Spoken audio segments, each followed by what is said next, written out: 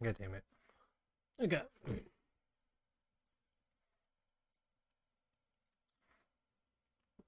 Open up the Premiere Pro.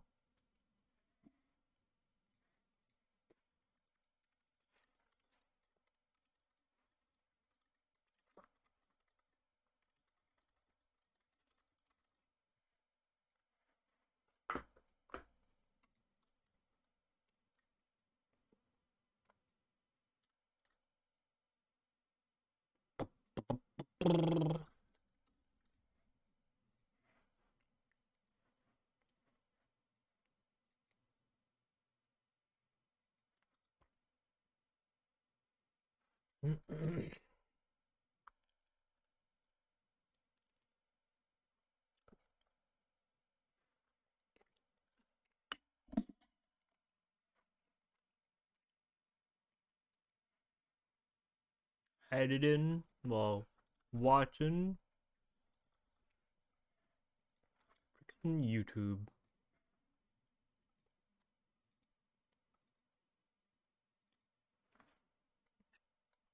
Wild.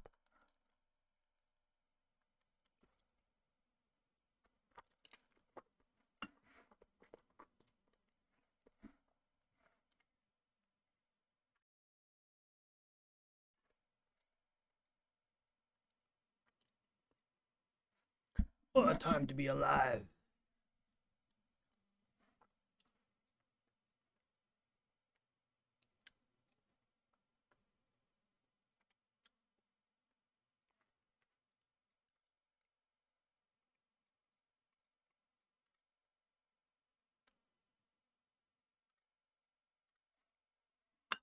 Oh, ho, ho, ho, ho. Almost yeeted my food.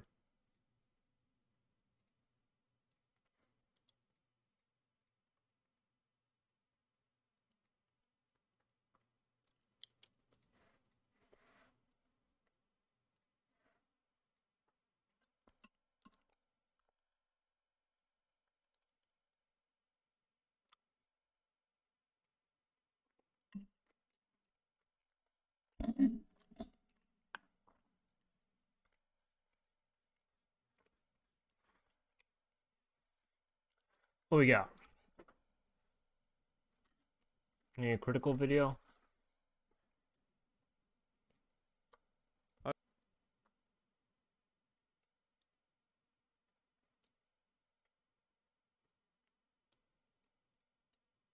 The Hobbit is the Hobbit. Oh, the Hobbit speedrun.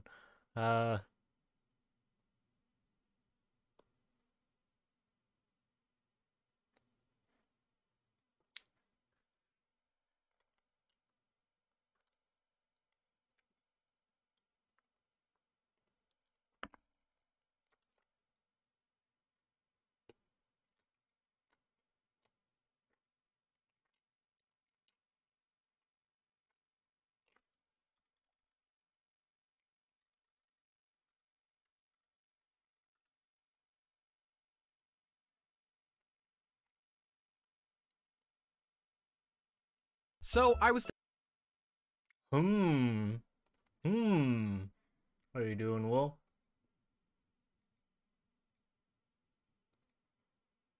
Well, I'll watch some, go to bed and edit the podcast.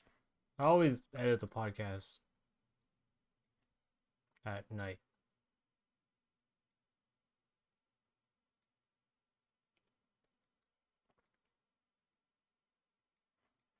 Thinking about what the most popular game to speedrun So, I was thinking about what the most popular game to speedrun was, and I figured Illegal. Super Mario 64 was a safe guess. After all, it's already one of the most well-known video games ever, the routing for its speedrun goes way back, and people still make jokes to this day about common speedrunning glitches like the backwards long jump.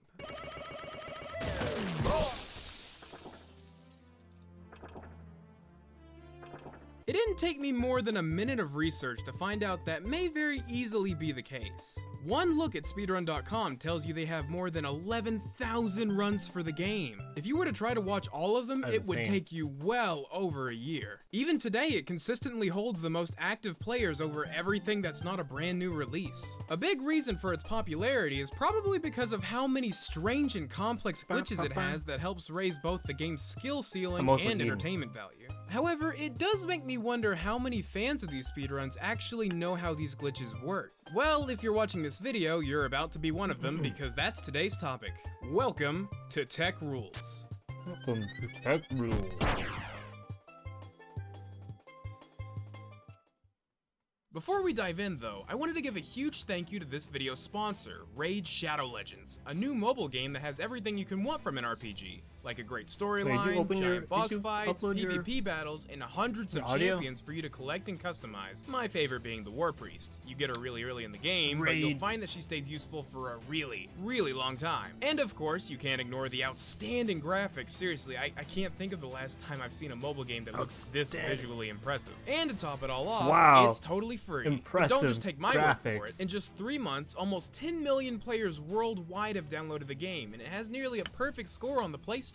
Oh, and don't worry about running out of content. The game is growing super fast, and they've even published a roadmap for their update plans over the course of 6 months. This includes a new faction, a tag team arena feature, and even a new clan boss that you'll be able to fight with your clanmates. Use the special links in the video description and you'll get 50,000 silver and a free epic champion as there it part is. of the new player program to start Download. your journey. Anyway, on to the video.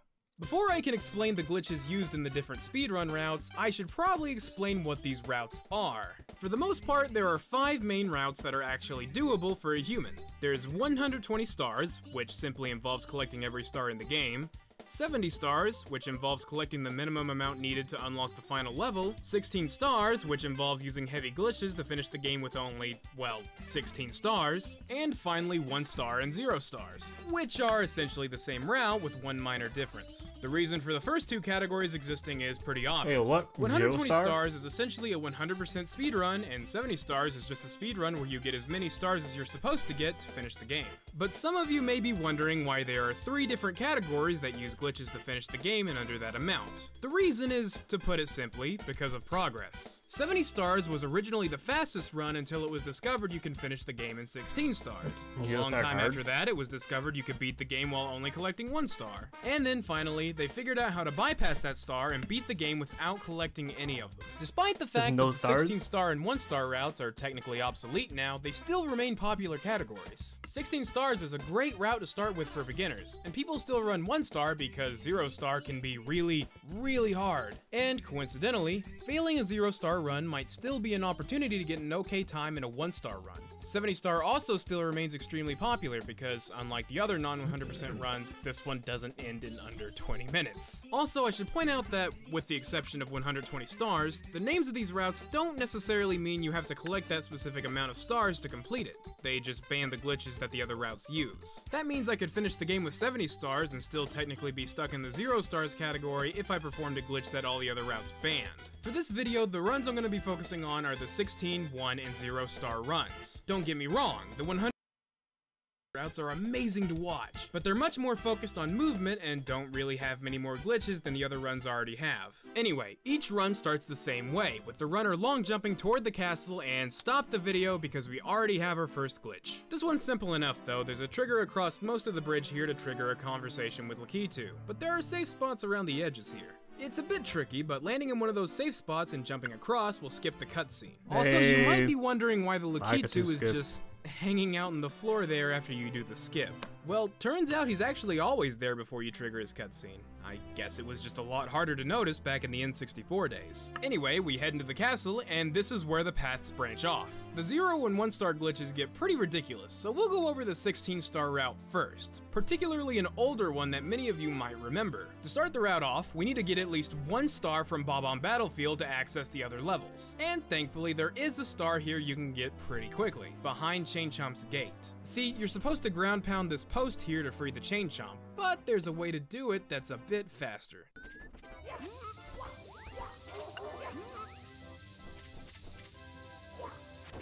For whatever reason, Mario was able to pick up a Bob-omb while it's exploding, and if it was about to explode prematurely, it'll wait out the rest of its fuse instead. And, as you've probably noticed, it gets pretty fat. There's a logical conclusion that you can come to from this, which is that the size of the Bob-omb Mario's holding is constantly trying to push him away, making him constantly go backwards since, well, he's not letting go. But is that the correct answer? Yes and no. This is the weird part. The Bob-omb you think you're holding, not an actual Bob-omb. When Mario picks something up, it doesn't actually go in his hands, it just turns invisible and you can't interact with it. That means the thing you're holding isn't actually real, it's only an illusion that's supposed to make it look like you're holding the object. The real object doesn't actually move to your location until you let go of it. Does that make sense? No? Alright, cool.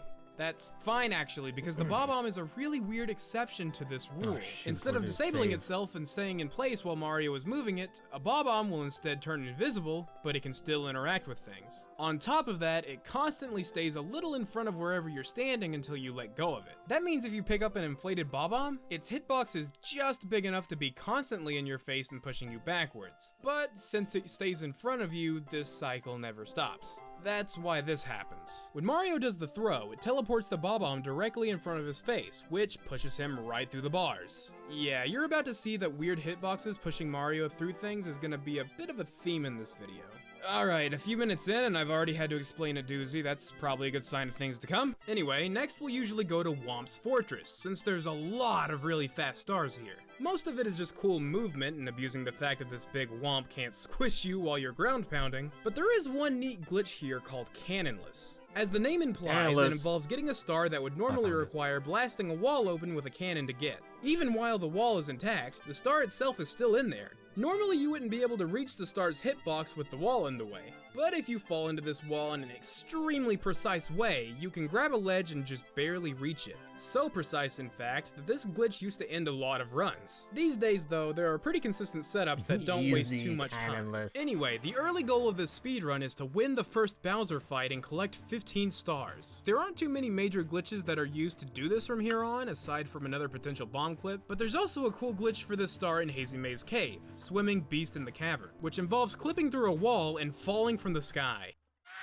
There are two ways to do it. You can either have this elevator's hitbox push you through the wall, or just take advantage of the fact that nobody put a ceiling in this room. I guess that's not really a clip in that case, huh? Wait, I didn't explain why we need 15 stars, did I? When we get 15 stars, this little guy appears, named... You know, what's important is not his name, but rather his hitbox, which looks like this. Yeah, it's a bit bigger than he is. Anyway, the purpose of Mips is to run around the basement area, and when you catch him, he'll give you a star in exchange for freeing him. This isn't our 16th star, by the way. We don't actually want this, just the rabbit. If the run has taught us anything so far, it's that we can use weird hitboxes to go through things you think would... I remember when I was playing Mario 64, and freaking... I only need one more star left, and then I would be in the entire game. But I guess freaking, how was I supposed to know you're supposed to catch the goddamn bunny twice? So I'm like running around trying to figure out where the hell this last star is. And it turns out, oh, you have to do it a second time. Silly. Would be impenetrable. And what do we want to go through? Why, this 50-star door, of course. That'll get us our second key and unlock the final area. But first, we have to get him out of this main basement area. To get Mips through the door, we need to place him around this area. This will teleport Mips into the wall, which the game doesn't want him to be in, so it pushes him out, which in return pushes Mario in. If you do it in just the right way though, you'll be pushed into the door instead of through it. This lets you grab Mips and bring him to the other side. Then we use the same trick on the 50-star door, and lo and behold, the second Bowser area is... behind the Dire Docks. Yep, the 16th and final star we collect is the one in Dire Docks that allows us to access the second Bowser area. Thankfully, it doesn't take an incredibly long amount of time, I suppose. After this, we jump in, beat Bowser, grab the second key, and go through the final locked door. At this point, there are only 2 more obstacles in our way, the 50-star door and the 70-star endless stairway. It's time to explain what might be the most famous glitch in Mario 64, the backwards long jump. The key point to this glitch is, in true speedrunner fashion, going really, really fast. When you do a long jump, you get an initial boost of speed and slow back down as you go through the air. However, some situations, like with stairs, allow you to do a long jump without ever really leaving the ground, allowing you to chain a bunch of long jumps together and gain some ridiculous speed. The problem? Mario has a speed cap that prevents him from going too fast, so you'll reach your max speed at a certain point and won't be able to go any faster. Thankfully for speedrunners, the developers made a big mistake when they put in the speed cap. While there is a limit to how high your speed value can go, there's no limit to how low it can go. In any situation where Mario is going backwards, he actually has a negative amount of speed.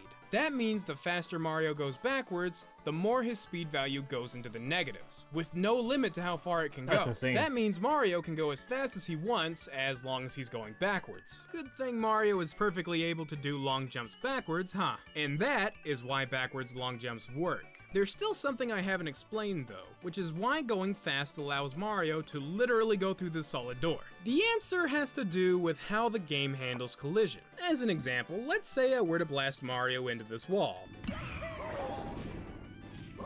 Let's go over what happens frame by frame. When the game is about to move on to the next frame, it checks to see if Mario is going to collide with anything in that next frame. In this case, if Mario were to keep his trajectory for the next frame, he would go inside this wall. So instead, the game will cause Mario to bonk against the wall in the next frame and fall down. So why isn't that happening here? The answer can be found if we watch the glitch frame by frame. On the first frame, he's here, then on the next frame, he'll be here, and so on. Since Mario is going so fast, he covers a lot of ground in a single frame. So much ground, in fact, that when he gets in front of the door, he'll end up here on the next frame. Since Mario was going so fast, the game's collision detection never actually noticed that he was going to collide into the door. In a weird way, he kind of teleported past the door. There's a bit more involved in the game's collision detection, such as quarter step checks, but that's the gist of it. And that just leaves the final major glitch of the 16-star route, the endless stairway skip.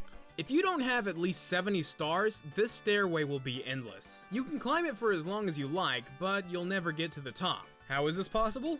Well, warping. See, there's a small zone in the middle of the stairway here that warps you back when you enter it. This makes a cool effect where the stairway looks endless, but you're actually just constantly being pushed back. Since we know how this stairway works, the way to get around it is pretty simple. We'll do the same backwards long jump glitch we used earlier. The only difference is instead of trying to bypass a door, we're bypassing the small zone that pushes you backward. Once we're safely on the other side, there's nothing stopping us from climbing the rest of the stairs and heading into the game's final course to finish the game. Because of the massive amount of stars skipped in this run, the current world record for a 16-star speedrun, as of the day this is uploaded at least, is 1504.4 by Aki. This was the way Super Mario 64 speedruns went for a long time. During that time, a common question that was frequently asked was this: if you can use stairs to backwards long jump through obstacles, why can't you do it through the final key door and not collect any stars at all? Well, there are 2 reasons for that. 1, these stairs aren't actually stairs, it's just a slope in disguise. 2, there's actually nothing behind this door. You have to interact with the door to make the game load the next area.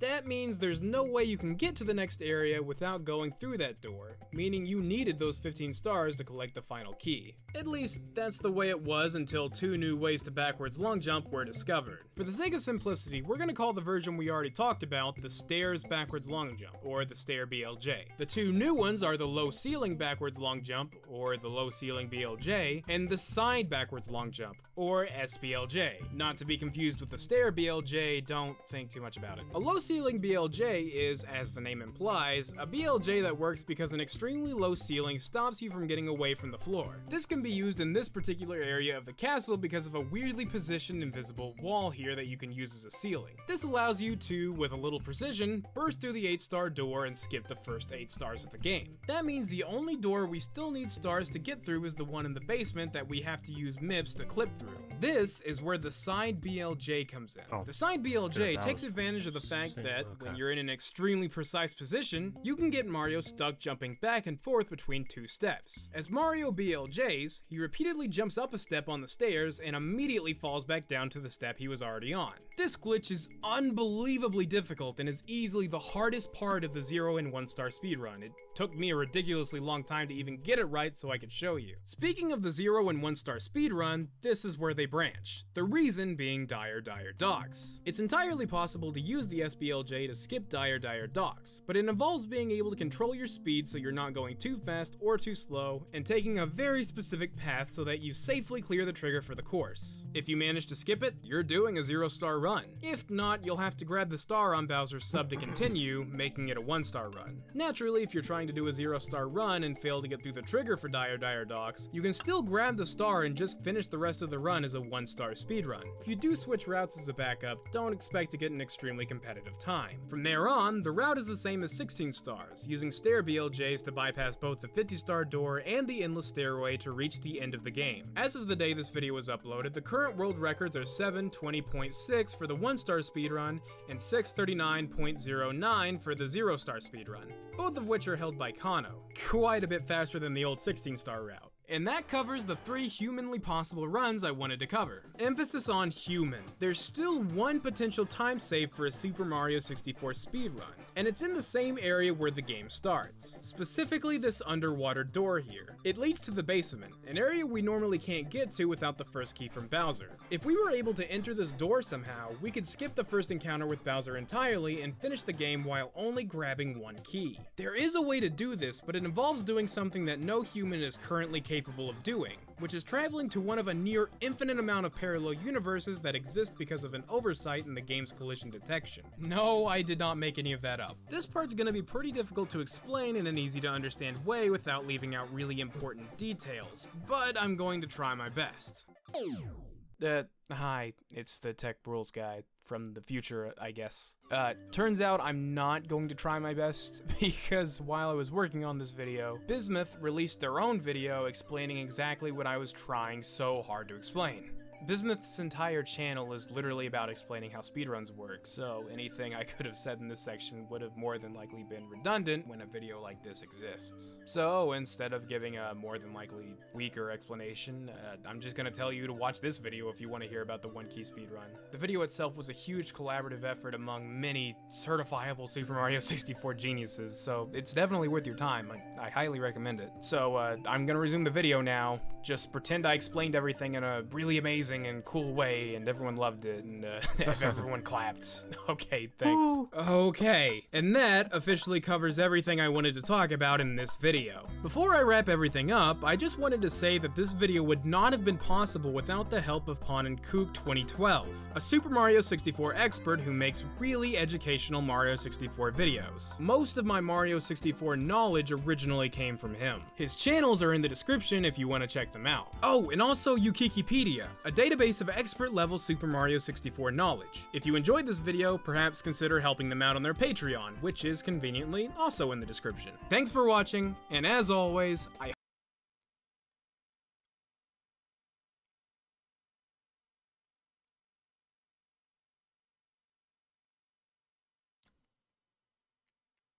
What else he got?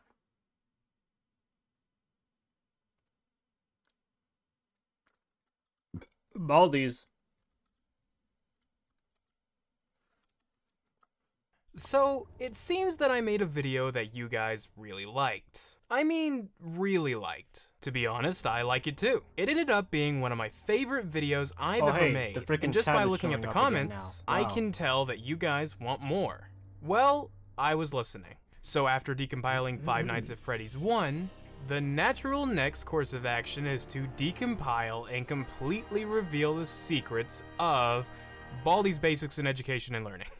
And Five Nights at Freddy's 2, but that turned out to be kind of boring. everyone kind of works the same. I might come back to it as a sort of FNAF series decompile video, because the following games aren't very complex either, but that'll be a while. Unfortunately, the process of decompiling the rest of the games is difficult enough that I'm currently relying on the help of some people much smarter than me. For now though, just humor me. It may not seem at first like the AI of Baldi's Basics would be interesting, but it's surprisingly complex for such a small game. And I have a lot I want to show you. Still haven't clicked off yet? Great. You won't be disappointed. I'll be disappointed. Welcome to Tech Rules.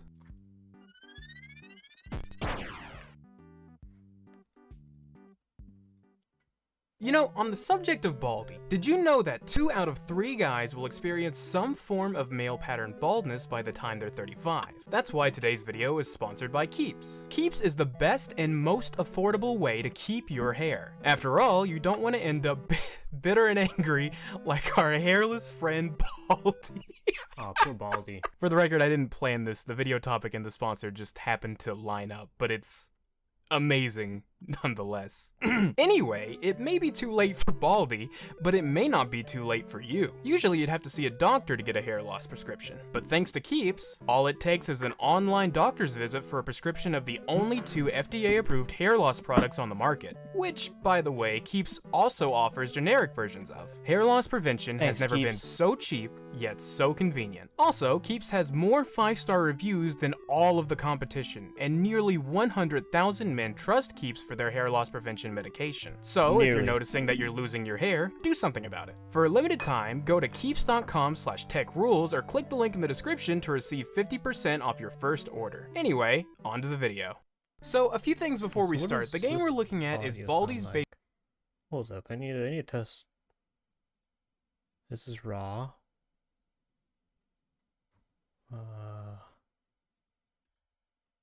My deaf? Why can't I hear it?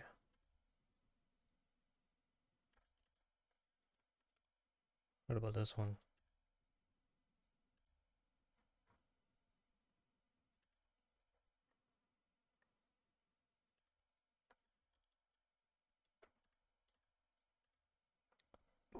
Excuse me.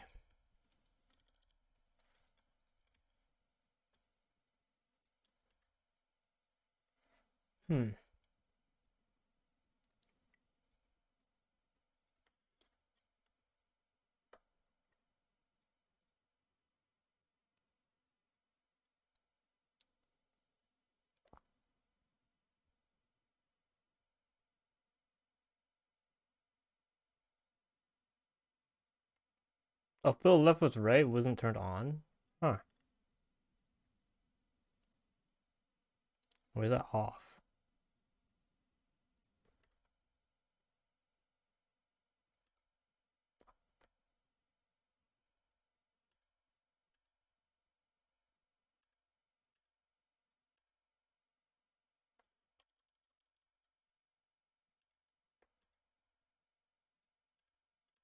Oh, what about...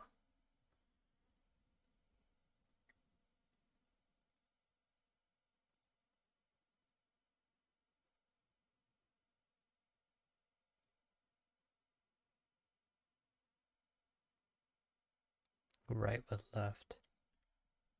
Better. Okay. Basics in Education and Learning, or as it's now called, Baldi's Basics Classic. In other words, this is the game that was made for the Metagame Jam, not Baldi's Basics. Here.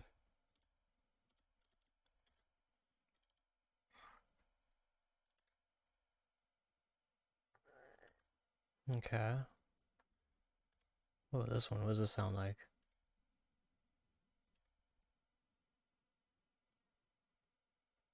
Yeah, no.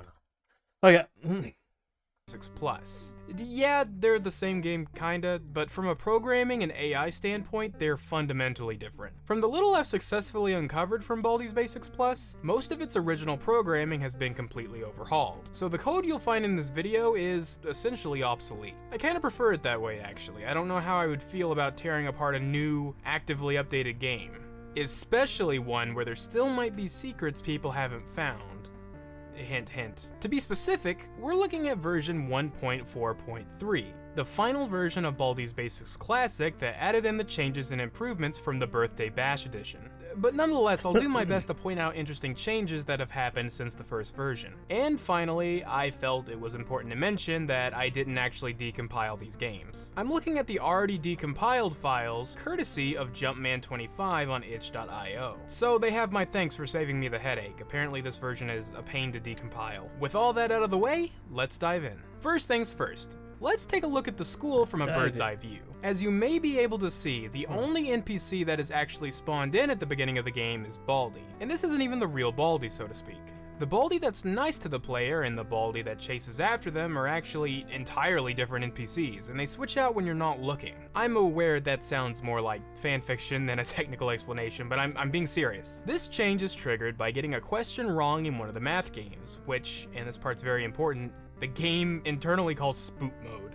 Okay, it's not important at all actually, I just wanted a reason to mention that the game calls it spook mode. Spook mode is a really good name for it. But there's something that you should keep in mind about spook mode, because spook mode is unavoidable. The second notebook onwards always has an impossible question 3, and there's no way to get it right. When spook mode occurs, the nice Baldi despawns, and the mean one spawns in over here, along with all the spook mode? the other crap called wrong in one of the math games, which, and this part's very important, the game internally calls spook mode. Okay, it's not important at all actually, I just wanted a reason to mention that the game calls it spook mode. Spook mode is a really good name for it. But there's something that you should keep in mind about spook mode, because spook mode is unavoidable. The second notebook onwards always has an impossible question 3, and there's no way to get it right. When spook mode occurs, the nice Baldi despawns, and the mean one spawns in over here, along with all the other NPCs. As you can see, he actually spawns in outside of the starting area, which has an interesting side effect. These doors are locked until the player collects 2 notebooks, so if you intentionally get a question wrong in the first notebook, Baldi and friends are actually completely locked out and can't get to you until you grab the second notebook. But once 2 notebooks are collected, the game begins. And now we can get into Baldi's anger mechanic. So you'll notice that Baldi only moves whenever he slaps his ruler. Specifically, whenever he slaps the ruler, he moves 10 frames toward his destination, whether that be a room, a sound, or the player. His speed itself never changes, but the frequency of his ruler slapping does. Normally, he slaps the ruler every 3 seconds. Well, I guess technically it'd be 3 seconds if it weren't for the fact that he doesn't spawn in until the player actually makes him angry. See, whenever you get an impossible question wrong, it adds 1 to the amount of anger he has. And anger functions as a sort of penalty to the 3 seconds he already has. As far as how the penalty is applied, I'll have to come back to that. It's a little weird, and having the information I'm going to give you later will help explain why. But what's important is, since there is 1 impossible question in every notebook after the first, he'll gain 1 point of anger for every one of them you collect, maxing out at 6 when you have all 7 notebooks. At 6 points of anger, Baldi will move around every 1.02 seconds, give or take some Unity math weirdness. That's around only 34% of his base wait time. Looking at these numbers, you can see why it's so hard to avoid him at the end of the game. In fact, Baldi at max anger covers more ground than the player can at max running speed. You literally cannot outrun him. So if you're not fast enough to get away from him, how can you be expected to finish the game? Well, items for one thing, but aside from that, Baldi isn't omniscient. He doesn't always know where the player is. In fact, he won't even go after the player unless he's actually got them in his sights. Despite that, he always seems to be 1 step ahead, so he must have some way of tracking the player down. A lot of you may already know what I'm about to say, but he's only able to do this because of his incredible hearing. Let me back up a bit.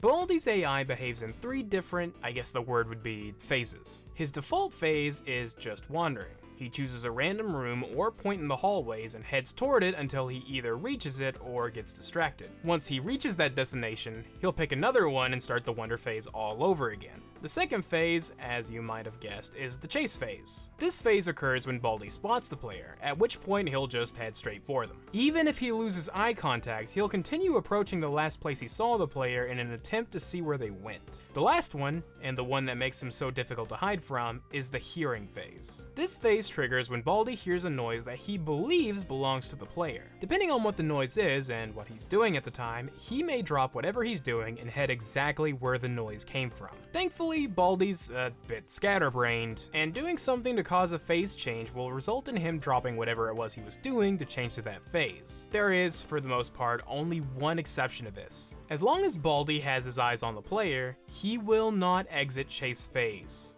Ever.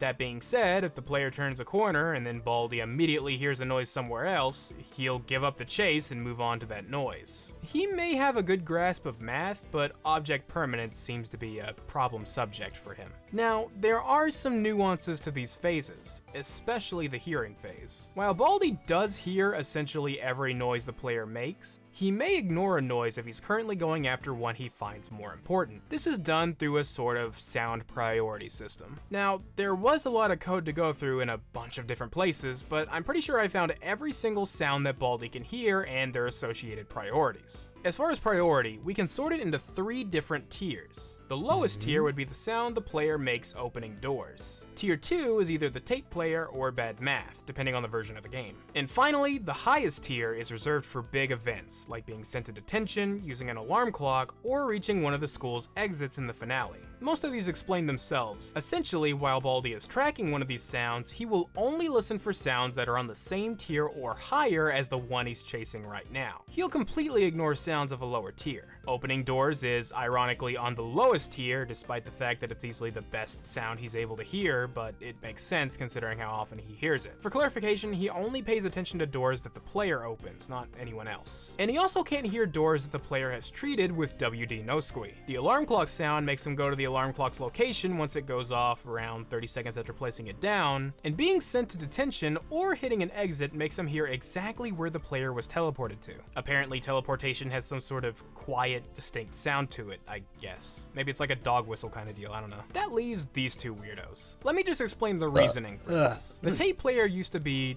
kinda bad. Originally, it was just like any other sound. Baldi would hear it, walk over to it, and if he reached his destination uninterrupted, he would enter wander phase. But since it's only a tier 2 sound, the only noise it would cause Baldi to ignore is the sound of doors opening, and that was only until he found the tape player. That means that literally any other noise would cause him to lose interest and chase the new noise. Unfortunately, the alarm clock didn't exist back then, so this was all you had. Later on, though, this was changed so it's not a noise at all. Instead, playing a tape in the tape player would force Baldi to change to wonder phase immediately, and also force him to ignore literally any kind of noise for 30 seconds. It was definitely a welcome change. Also, this isn't super important, but the old tape player actually does have a slightly higher priority than bad math, meaning it would technically be in its own tier between 2 and 3 if they were ever in the game at the same time. But by the time the bad math sound got added in, the tape player was already overhauled, so this isn't a scenario that happens. For all intents and purposes, they make up the second tier in their respective versions.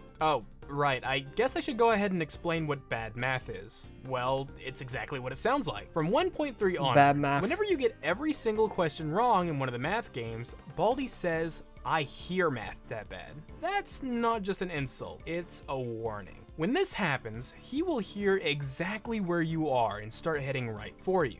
What that means for you is, if you're trying to get every question wrong, there's no point in squeak-proofing the door to sneak in and grab the notebook. He'll just hear your atrocious math and start heading for you anyway. And that brings us back to the anger mechanic. Remember how I specifically mentioned that getting impossible questions wrong added to Baldi's anger tally? Getting possible questions wrong works a little differently. Here, I'll just show you. Here's the equation for calculating Baldi's slapping interval. -3 times A, which represents Baldi's current anger tally, divided by the solution to A plus 2 divided by 0.65, and then plus 3.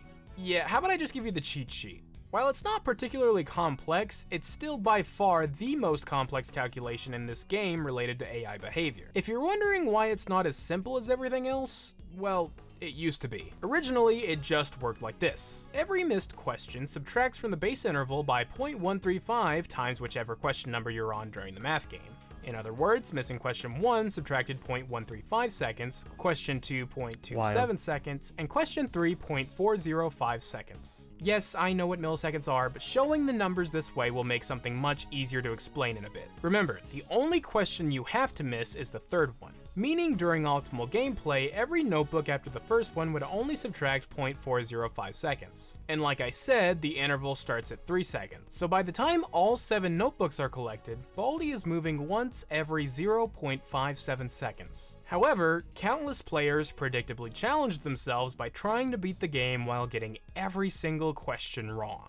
This is where the problem lies. Getting all 3 questions wrong adds a whopping 0.81 second penalty to the interval. Do the math on each notebook, and by the time you've reached the 4th one, your penalty is higher than the initial 3-second interval. That leads to this happening.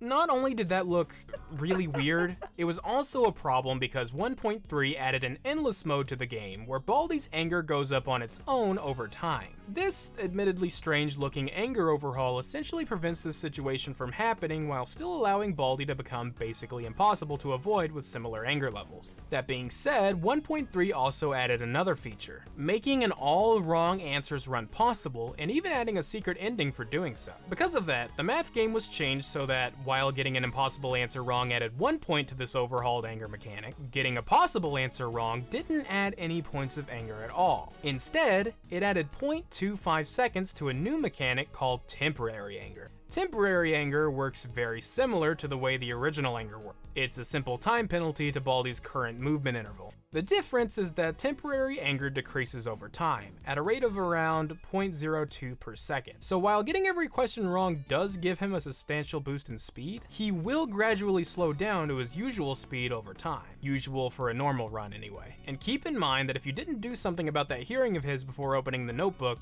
he's gonna know exactly where you are, and all that extra speed is gonna be heading straight for you. All this makes for a pretty difficult but interesting challenge. And that's pretty much everything for Baldi. Well, except for the slight changes to his behavior in Endless Mode. To be brief, his anger exponentially increases over time in Endless Mode, and the math game is very different. Only one impossible question shows up in this mode, and it's when you read the second notebook so that Baldi can properly activate. That being said, there's no such thing as temporary anger in this mode. Every wrong question adds 1 point of anger. At the same time though, getting every question right actually decreases his anger by 1 point. Being able to do simple math is the key to getting high scores in this mode. Oh, and also being good at the game, I guess that's probably more important. Okay, now that's a wrap for Baldi. I guess to wrap up, I'll go over the rest of the characters, although everything's pretty basic compared to Baldi himself. And if you haven't noticed yet, I froze Baldi for this footage. He kept catching me by surprise while trying to record the other characters, so he's in timeout now. I gotta say, I like things better this way though. The teacher becomes the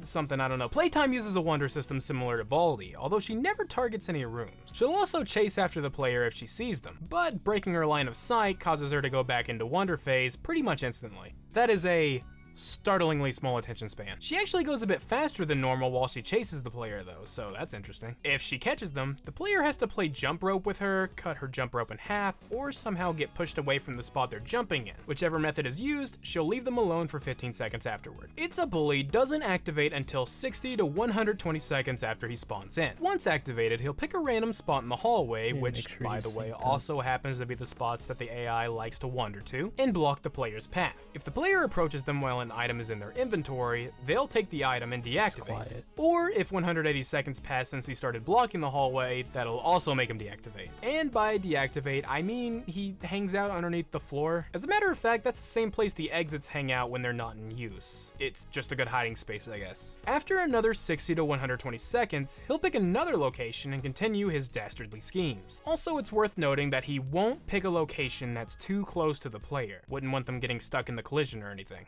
Gotta Sweep hangs out in his closet for 120 to 180 seconds. Once that time is up, he starts sweeping to a random destination in the hallway. Any characters in his way will get swept up with him. Once he reaches his destination, he'll just pick another one and start sweeping again. Once he's swept his way to 5 different destinations, he heads back to his closet and waits another 120 to 180 seconds to do the whole thing again. First prize is interesting, being the only character with different sprites for different angles. That may not seem like a big deal, but the developer thought it was complicated enough to put it in its own script, so I'm getting off topic. Similar to Playtime, he'll roam around the hallway in search for the player.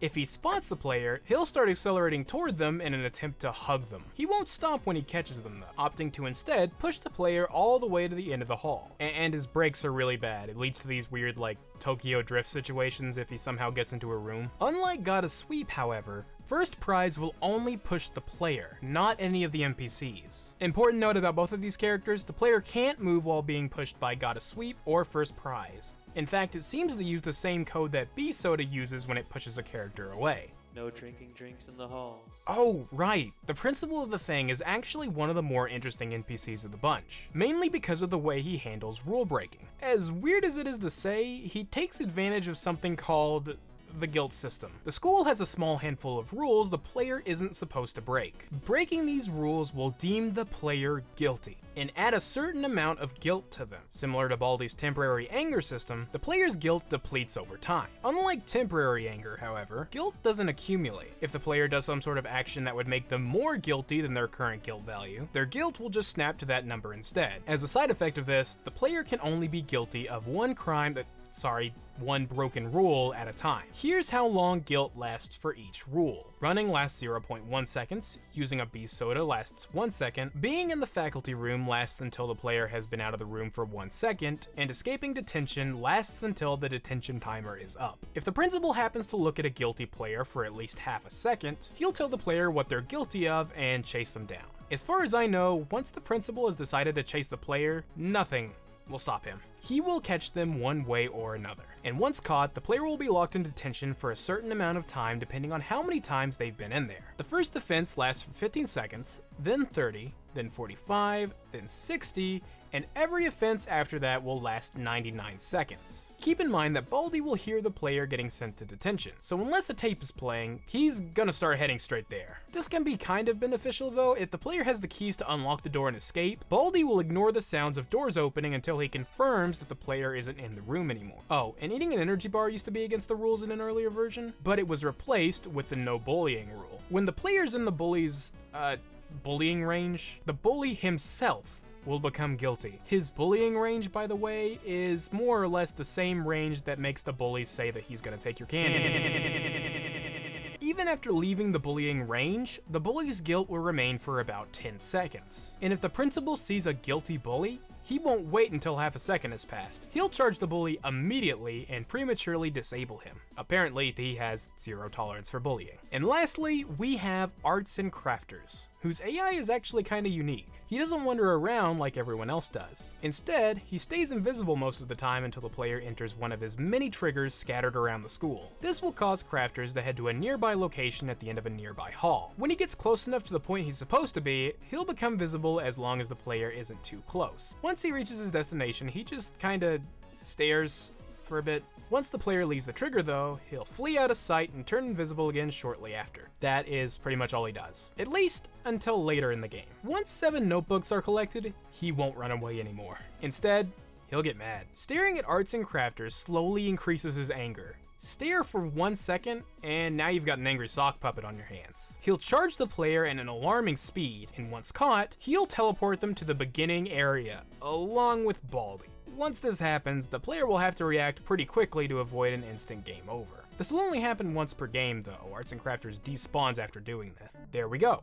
That explains the AI of every single character. Admittedly, I wasn't really expecting anything interesting when I initially looked through this game. I guess, just like the game itself, there's a lot more to it than meets the eye. Regardless, I'm glad to be proven wrong. These kind of videos are definitely a lot more exhausting than the average explanation videos I do, but it's fine. I really enjoy making mostly unknown mechanics like this more accessible to the average person.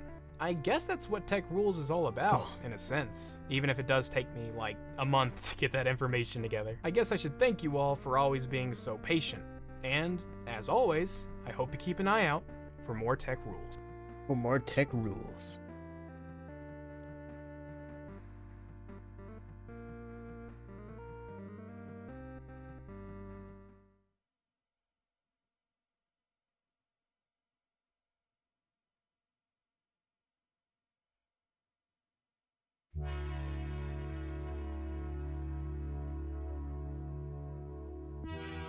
Oh god.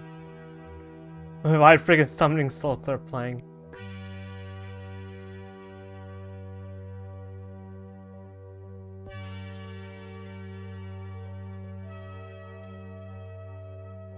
Super Mario 64 16 star. It's the most popular category in the most popular speed game of all time. Holding a record in it is one of gaming's toughest Music is accomplishments. so good.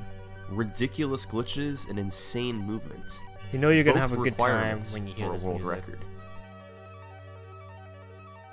Just a lucky few have been able to call themselves a record holder, and with the incredible level of competition, it's hard to hold on to it for long. But let's take a look at those gamers and see how they did it.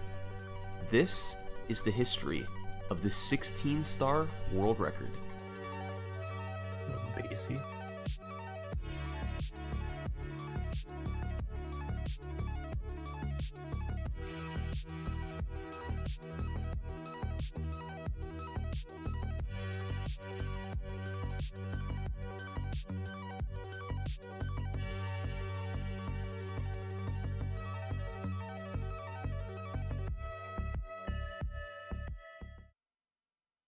Super Mario 64 has 120 stars you can collect.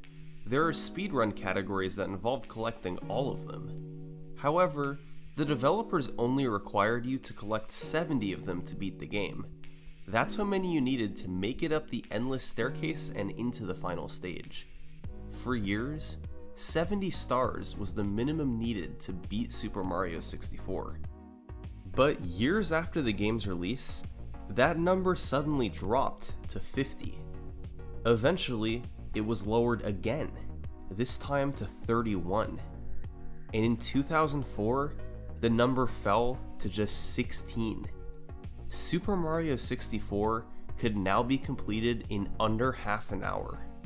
And in the summer of 2004, the first 16-star speedruns of Mario 64 were performed. There were a handful of records set over the course of a few months, from players like Cyberwrath and Christina Korsak. But the dust settled a bit when a runner named Illudude set a big record. In November 2004, he beat the game with 16 stars in 21 minutes and 56 seconds. And here's how he did it.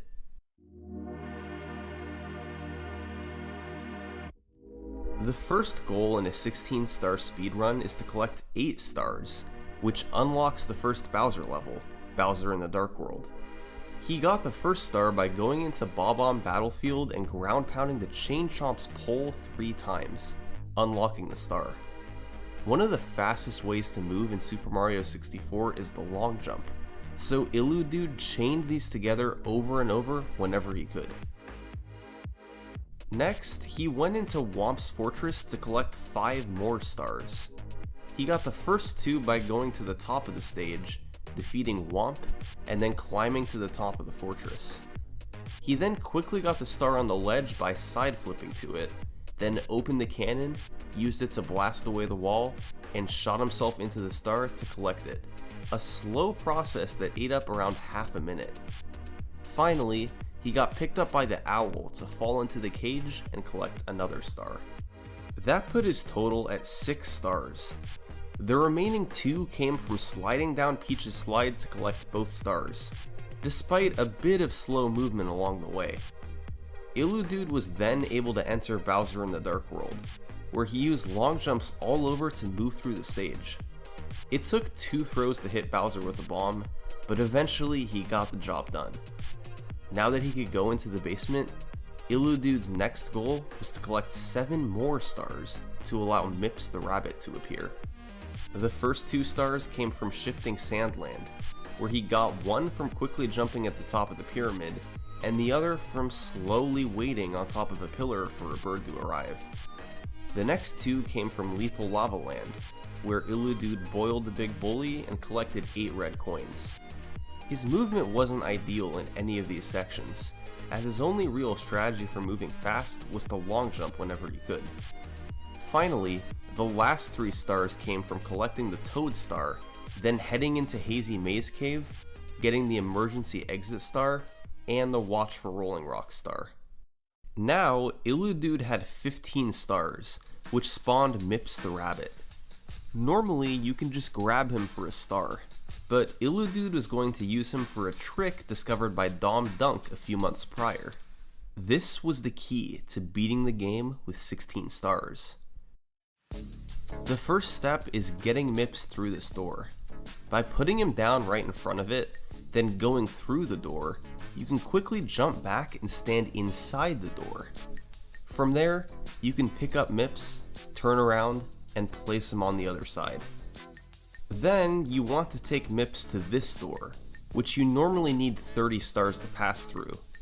By placing him in front of it, you can jump between Mips and the door to get pushed through it, skipping the 30-star requirement. The Mips clips could be difficult to perform, but if done properly, they would save many minutes off a Super Mario 64 speedrun. After this, Illudude went into Dire Docks, collected the submarine star to unlock Bowser in the Fire Sea, and went through it as fast as he could. Once again, it took him 2 throws to defeat Bowser, but he now had the second key. It was time to head upstairs, where he was about to perform probably the most iconic trick in Super Mario 64 speedrunning, the backwards long jump. This trick was popularized in a November 2000 edition of Nintendo Power magazine, but it's quite likely Nintendo knew about it as early as 1997, since that year they released an updated version of Super Mario 64 in Japan that made the trick impossible. When you do a long jump but hold the stick backwards, the game gives Mario a slight boost of speed. It normally snaps back to normal quickly after, but if you land fast enough, like on stairs, it's preserved so you can do another backwards long jump. By jumping over and over, it's possible to catch Mario in a loop where his speed continuously builds up. He can keep going faster and faster. If your speed builds fast enough, it's possible to be on one side of wall on one frame and the other side on the next. And that means if you mash correctly, you can backwards long jump and fly through doors.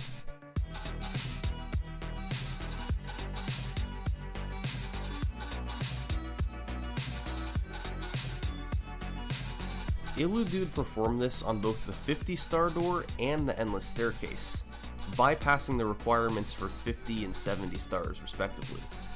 Then, it was a matter of making it through Bowser in the sky and hitting Bowser with 3 bombs at the end. It took him 6 throws, but it was enough to finish with a time of 21:56, world record by a significant margin. This run was pretty good for 2004, given how new the MIPS clips and BLJs were. However, as noted before, the movement left much to be desired, and some tricks took several tries. And about 6 months later, a player named Kirby Carter would lower it by about a minute.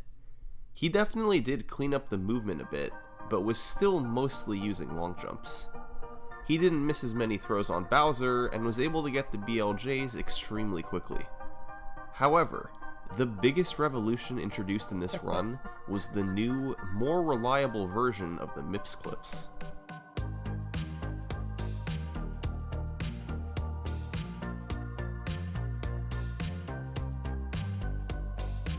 For the first one, by dropping Mips on the seam between the door and the wall, Mario gets pushed forward and becomes stuck inside the door.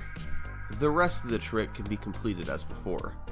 For the second clip, it's the same process as the first clip, but instead of getting stuck in the door, Mario gets pushed through all the way to the other side.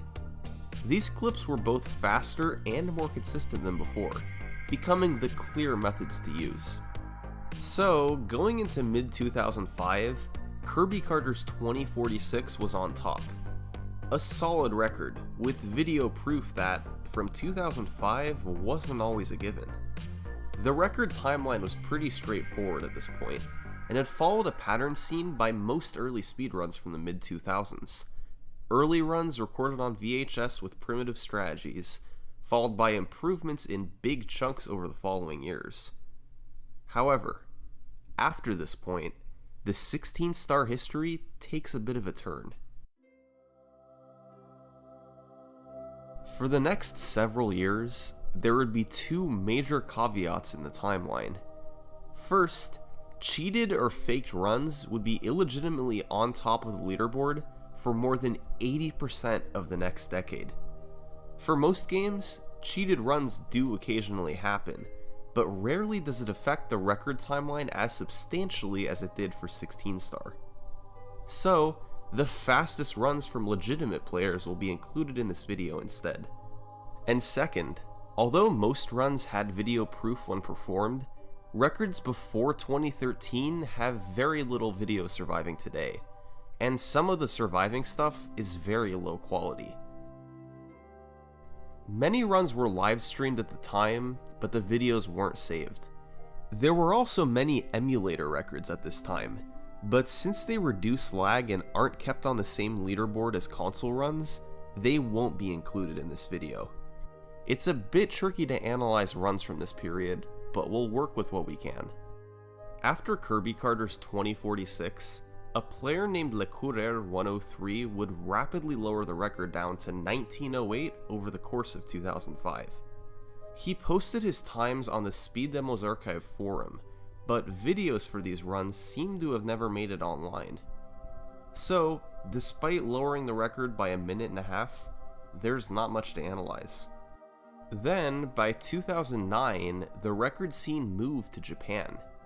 Through August 2009, 4 players set a record: Sho, Shigeru, Cass, and Taka. Most of these runs don't have surviving video, and the ones that do were live streamed with 2009 levels of quality. So instead, we'll skip to December 2009, when we finally get a run with a clean video feed from Taka. Remember, Kirby Carter had gotten a 20-minute run in 2005, and there were allegedly 19-minute runs later that year. What did Taka get in 2009? How about a run clocking in at 17 minutes, 18 seconds? To put it bluntly, this record was on another level.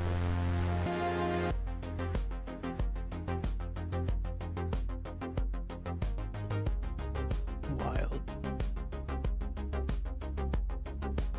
The amount of tricks, the level of optimization, everything about Taka's run was miles ahead of runs from years prior. Truth be told, there had been many new strategies slowly implemented in runs over the years, but they all came together in Taka's record. And they started literally right when the game begins. Normally, once you reach the middle of the bridge, Lakitu stops you for a cutscene. By jumping on the very edge of the bridge railing, Taka was able to skip the trigger for the cutscene and save about 7 seconds. Once he went inside, however, the run really started to take off. This was thanks in part to a handful of major new tricks. Kirby Carter's run from 2005 was good, but Taka had some tricks up his sleeve that changed everything. Trick number 1. In Bob-omb Battlefield, Taka performed the bomb clip. By activating the bomb and getting pushed by it toward the gate, you can precisely jump before it explodes, getting pushed through the gate to collect the star. This saves close to 10 seconds over the standard method. Taka then went to Womp's fortress and performed trick number 2, a legendary one known as Cannonless. The normal process for getting the blast away the wall star is slow, and involves opening the cannon, jumping in it, shooting at the wall, and landing to collect the star. However, this can all be skipped by performing Cannonless, where you just run at the wall in the perfect spot and collect the star without blasting away the wall. It saves around 20 seconds over using the cannon, which is huge, but the issue is the precision involved. You need to hit the exact right spot in the wall for this to work, so that Mario grabs the ledge the star is on top of, and his hitbox moves up to intersect with the star. Even taking time to set up the trick didn't help very much. The most skilled players struggled to hit the trick more than about 20% of the time. 16-star runs were transformed with Cannonless. You had a couple shots to get it, but if you failed, you'd have to reset. So now, most runs wouldn't make it past the 2.5 minute mark. Thankfully, Taka hit Cannonless first try, just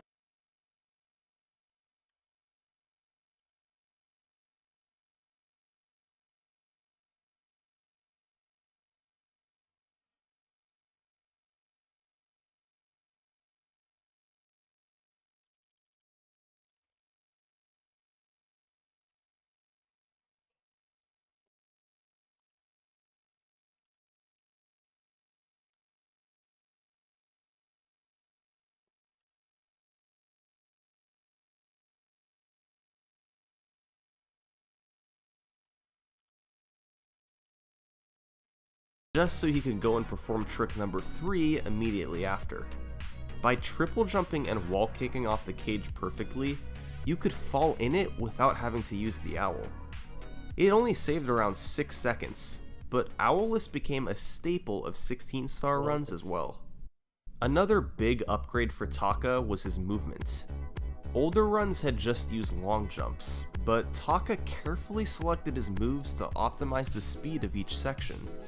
Diving was used all over for short speed boosts, while long jumps still had their place for longer straight sections. This upgraded movement could particularly be seen in Bowser in the Dark World, where Taka varied his movement all over to collect 8 red coins for an additional star. The back half was clean too.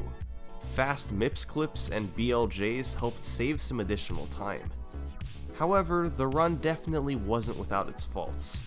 He had some slip-ups, like here in Lethal Lava Land, and he missed the throw on Bowser at the very end. But thanks to the upgrades in movement, strategies, and overall execution, Taka's run was more than 3 minutes faster than the early records. Super Mario 64 speedruns were about to enter a new era. Gone were the days of infrequent records with suboptimal strategies. Over the next year and a half, the record would be broken nearly a dozen times. Most of the videos for these records didn't survive, but the few we do have show gameplay far ahead of its time. The 2 dominant record holders for this era were Taka and Shigeru. They took turns lowering the record into the low 17s, before Shigeru broke the sub-17 barrier with a 1654. But when Taka took the record back with a 1652, he had a trick up his sleeve. LBLJ. LBLJ stands for Lobby Backwards Long Jump, and its origins can be traced to an October 2006 video, where Mr. Robert Z jumped up from below and grabbed an exposed ledge. He theorized that you could then possibly do a backwards long jump, and it turns out he was right. A tool-assisted runner named Mitjitsu showed it off in a TAS a month later, and it was eventually adopted by runners. By backwards long jumping into the basement ceiling, which extends upwards, you can land and repeatedly jump to build speed. You then land in a black area outside the front door with a lot of speed still built up. Then, you rotate the camera precisely to steer Mario's speed toward the 8-star door. If done properly, Mario will shoot through it and land next to the entrance for Bowser in the Dark World.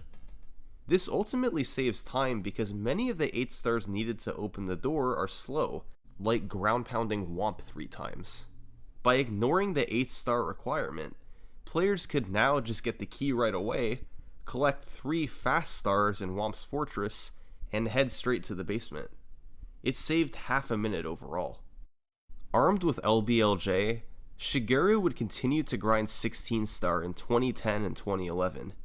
He would pull away from Taka, lowering the record deeper into the 16s, while optimizing his movement and tricks along the way. It was starting to feel inevitable that somebody would break the 16-minute barrier.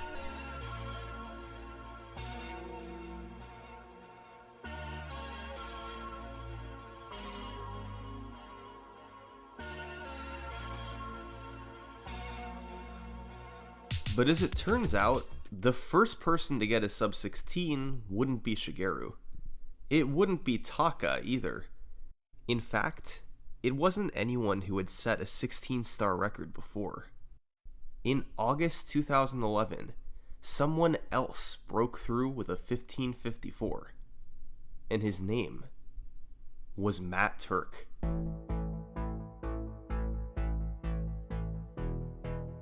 Nah, I'm just kidding. It was Akira. Akira's run was a culmination of strategies that had been slowly developed over the years. It started with LBLJ. He got it very cleanly, quickly rotating the camera to drop Mario in Bowser in the Dark World. After collecting 8 red coins in the key, he got Cannonless first try, Owlless, and the side flip star, making all 3 of these stars seem effortless. In Lethal Lava Land, he boiled the big bully, got a couple stars in the volcano, got the log rolling star via a precise triple jump wall kick, and got 8 red coins. These 5 stars were all relatively quick, the longest one taking only about 20 seconds. He then went into Shifting Sandland, got the star in the top of the pyramid, then bounced off a sniffet to get the bird star early. In Hazy Maze Cave, he triple jumped to get into the dinosaur room quickly, then grabbed the emergency exit and Rolling Rock stars. The MIPS clips were about perfect, and in Dire Dire Docks, Akira went for the risky front sub to save a couple seconds. He tore through Bowser in the Fire Sea, barely making a fast cycle. Both the backwards long jumps were instantaneous, and he nailed every Bowser throw to wrap up a sub 16 minute run. This seemed like it would be the last minute barrier ever broken in 16 star. There simply wasn't enough time to save to take it past 15 minutes. That being said, there was still some room to take it lower into the 15s. About 6 months later, Batora would grab the record for the first time with a 15:52, losing a bit of time to bad movement early but saving time at the end with a cleaner Bowser in the sky. Not to be outdone, Akira would beat him by a full 8 seconds in April 2013, thanks to a fast LBLJ at the start and tearing through the other BLJs. This 1544 would then stand on top of the leaderboard for the next 2 years. That's an incredibly long time for a category as competitive as 16 star. There were a few reasons this happened, but one really big reason is a trick about 3 minutes into the run. I'm talking, of course, about cannonless. It was a pretty big blow when 2/3 of your runs would die to the same trick right at the start. There wasn't a way around it. You either got cannonless, or you reset. For years, cannonless had been ending record runs before they could really begin. And it helped lead to stretches like this, where no world records were set for many months. If someone could just figure out a way to set it up consistently, to grab the star every time, it would open up so many new doors in 16 star. And in October 2014, that's exactly what Sockfolder did. Sockfolder is a speedrunning legend. He's found revolutionary setups for tricks in Ocarina of Time, Luigi's Mansion, even the original Super Mario Bros. Once he sets his mind to figuring something out, he's usually able to do so. This time, it was a way to solve cannonless. On October 8th, 2014, he came out with this complicated setup. You would grab the ledge, pull yourself up, punch twice, reset the camera, walk straight down, adjust the camera, pull yourself up, backflip, punch, walk straight down again, reset the camera again, then pull yourself up and walk down. If all this was done properly, you would grab the star every single time. The obvious problem with this was how slow it was. Even if done quickly, the setup cost 10 seconds over normal cannonless. That's a significant amount of time in a run like 16 star. But luckily, later the same day, runners DefTech and Gothic Logic would find an improvement. You didn't actually have to do the first part of the setup. You could skip straight to jumping on the ledge next to the plank, then perform the setup from there. This meant you'd only lose 6 seconds instead of 10, which was a bit more reasonable, and the whole process still lined you up perfectly to grab the ledge and collect the star. It's no exaggeration to say that cannonless setup was one of the biggest finds in speedrunning history. Those 2/3 of runs that died at cannonless were now gone. It now had a near 100% success rate. This gave the record so much more potential, since without having to reset as much early, players could focus on optimizing the rest of the run. So, throughout 2015, a handful of runners were gunning for the record. And what resulted was a mad dash to push the record down as much as possible.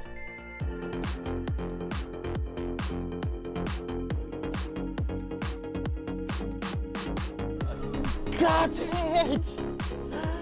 Oh, what the?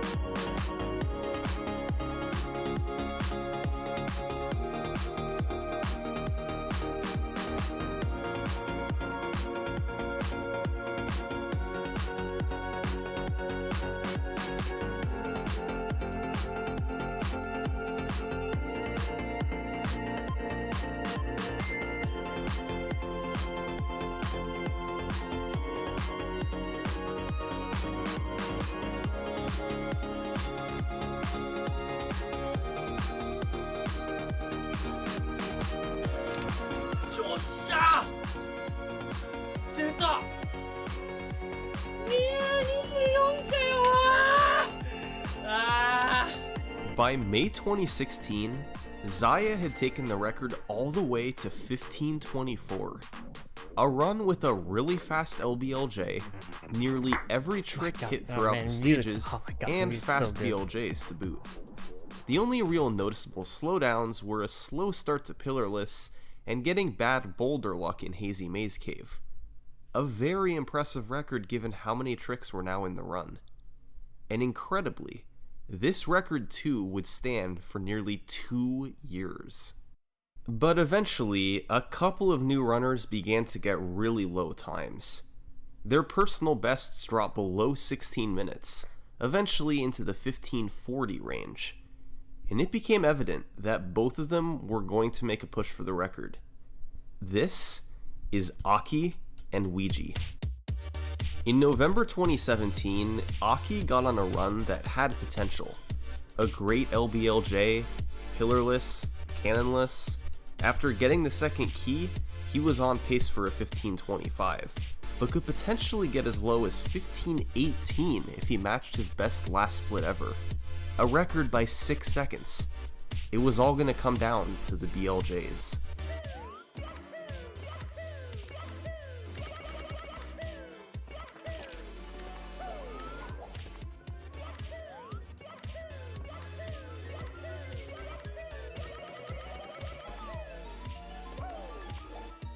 They were decent, but not good enough for a record. Aki would finish with a 1528, 4 seconds behind Zaya. But a few months later, he'd have another shot at it. 4 seconds ahead of his last run, he once again needed good BLJs.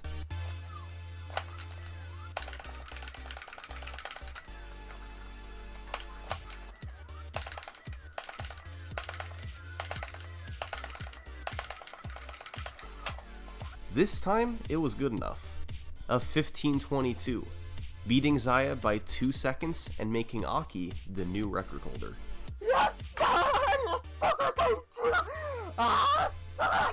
Waffle. But a few days later, it was Ouija's How are turn. you doing, Waffle? Hope you're feeling not death.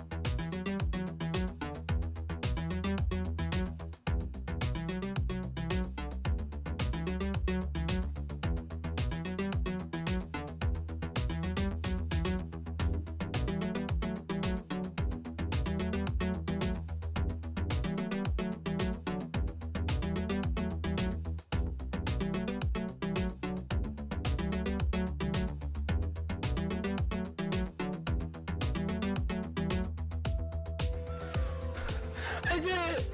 I did it! It's over! I did it, man. I did it! I did it! This was the first ever sub 1520 in 16-star history. One new trick Sore he and throat went Aki away, were just using can't was in breathe. Womp's Fortress, where he used a new setup for What about taste cannonless buds? called Texture Setup that had been theorized Man, years that's so prior sorry by here, my Snowman. dude. Instead of using Sockfolder's long setup, Ouija just lined up Mario's feet with a texture in the side of the plank and went for it. It wasn't as consistent as the normal setup, but it was faster, and still more consistent than no setup at all. Compromises like this had to be made now that the remaining time saves were disappearing. He gained some time over Aki with a cleaner lethal lava land, but lost some in Bowser in the Fire Sea. His BLJs were excellent, but he had a slight mistake at the end of Bowser in the Sky. Although the run had some downfalls, it was still a record by 5 seconds. Not to be outdone, Aki would fire back 6 months later with a 1516. He messed up the triple jump in Hazy Maze Cave, and his Fire Sea had a slow ending. He made up the time over Ouija, however, with a faster Mips grab while standing, and cleaning up his mistake in Bowser in the Sky. He also threw Bowser a bit faster each time, saving a fraction of a second per throw. At this point, when the record was lowered, It was Oh, typically that only is by fine, a thank second God. Okay, or that's maybe good. a few seconds Let's have at really most. clogged nose only. When records get as precise Breathe as out of 16 one star, side. Oh, where that players sucks. have done Yeah, that tens of sucks. thousands of runs each, When I try to sleep, taking move to the time other off side, in I can't big breathe. chunks was Yeah. pretty much out of the question. Freaking clogged nose is the worst. But incredibly, And when you're lying down, just it just goes to 3 the next weeks side. after his 15-16, What about, Aki I was don't in know, position sleeping with to mouth do open? just that.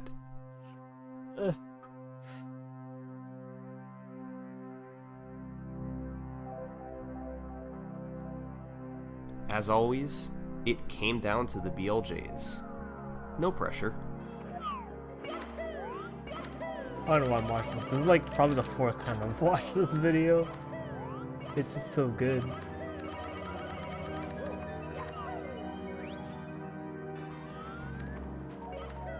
This was it.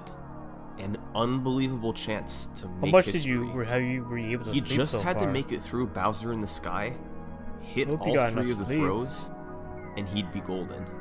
Nothing was working, so I'm just sitting on the floor with my laptop. Gives me something to do. Or editing the podcast, watching some YouTube.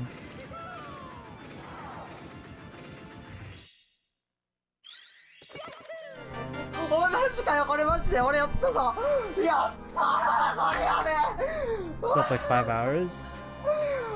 Cool, good, but maybe more rest is better.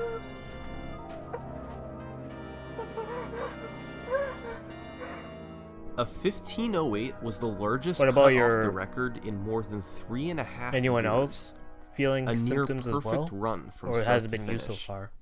The mistakes in Hazy Maze family. Cave and Fire Sea were cleaned up, and his movement overall was optimized for time saves too. As you'd expect, this run stayed at the top of the leaderboard for a long time. 6 months later, it was still in first. Second place was 8 seconds behind. I think Nobody it's was getting good. close to it. No. To have a realistic chance at beating this, you'd need new strats. The old ones had just about Mom had sore completely throat been optimized. on the way here. As good as Aki was, it would help to change his approach if he wanted to take the record under 1508. So, as 2019 came around, I won't say it's that. I'm not, what the heck is the word?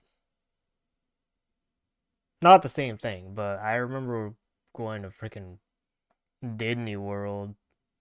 I remember back in 2020.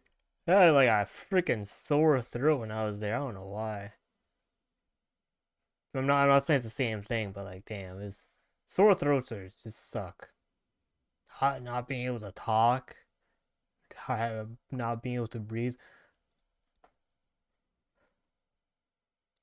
Are we able to get tested or no? Nothing there, I guess. You're not doing anything today, so I can take some time to chill and try to take a nap if this goes away. Okay. Fair. he looked into what else he could do to save time.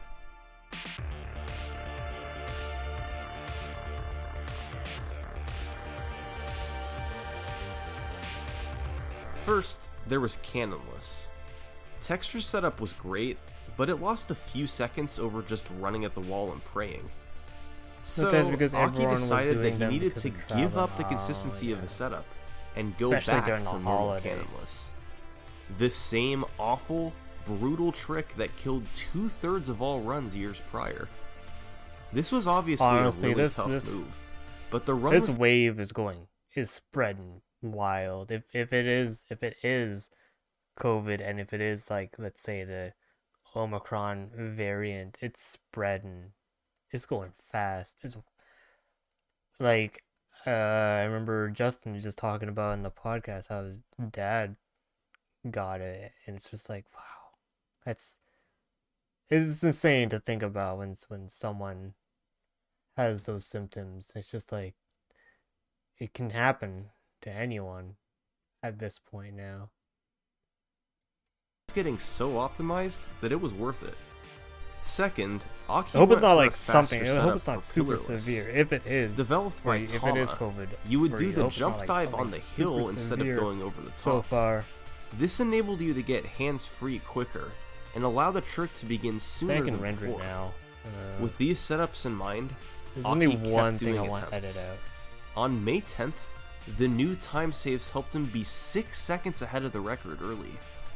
He would bleed some of this time in Fire Sea, but good BLJs kept him well ahead. 3 Bowser throws later, Aki had done it again. 5秒切ったぞ世界よっしゃ次14いくぞよっしゃ次14いってやるからな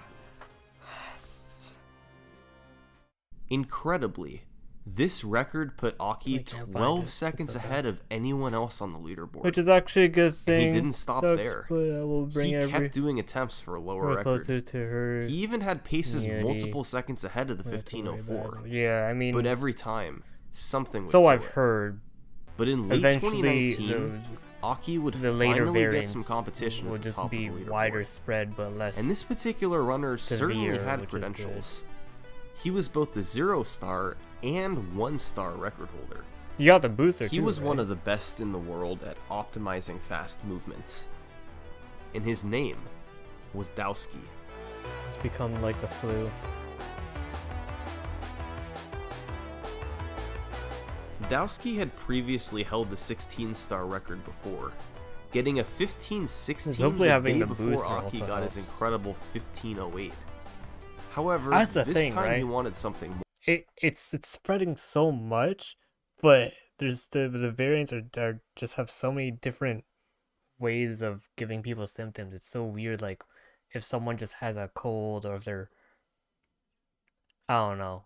From the posts I've seen online, some people just lost taste buds or was very sore one day, and then that was it. Some people was multiple days. It varies. It very much varies.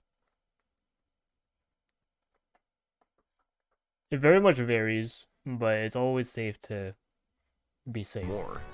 A record that would last Made sure for I a got while. before I came here just in case. Even though his personal That's good. best was a few seconds behind Aki, Got the week. he knew he had the skill to keep up with him.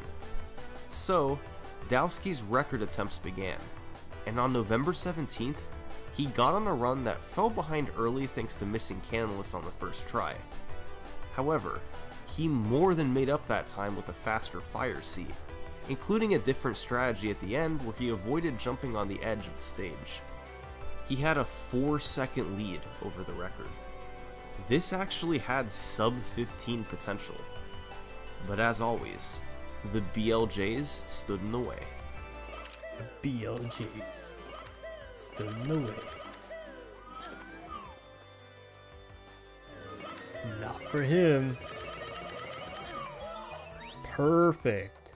They weren't great, but his best possible time was still 1 second ahead of the record. Pretty great. If he could tear through the stage, he'd have a chance.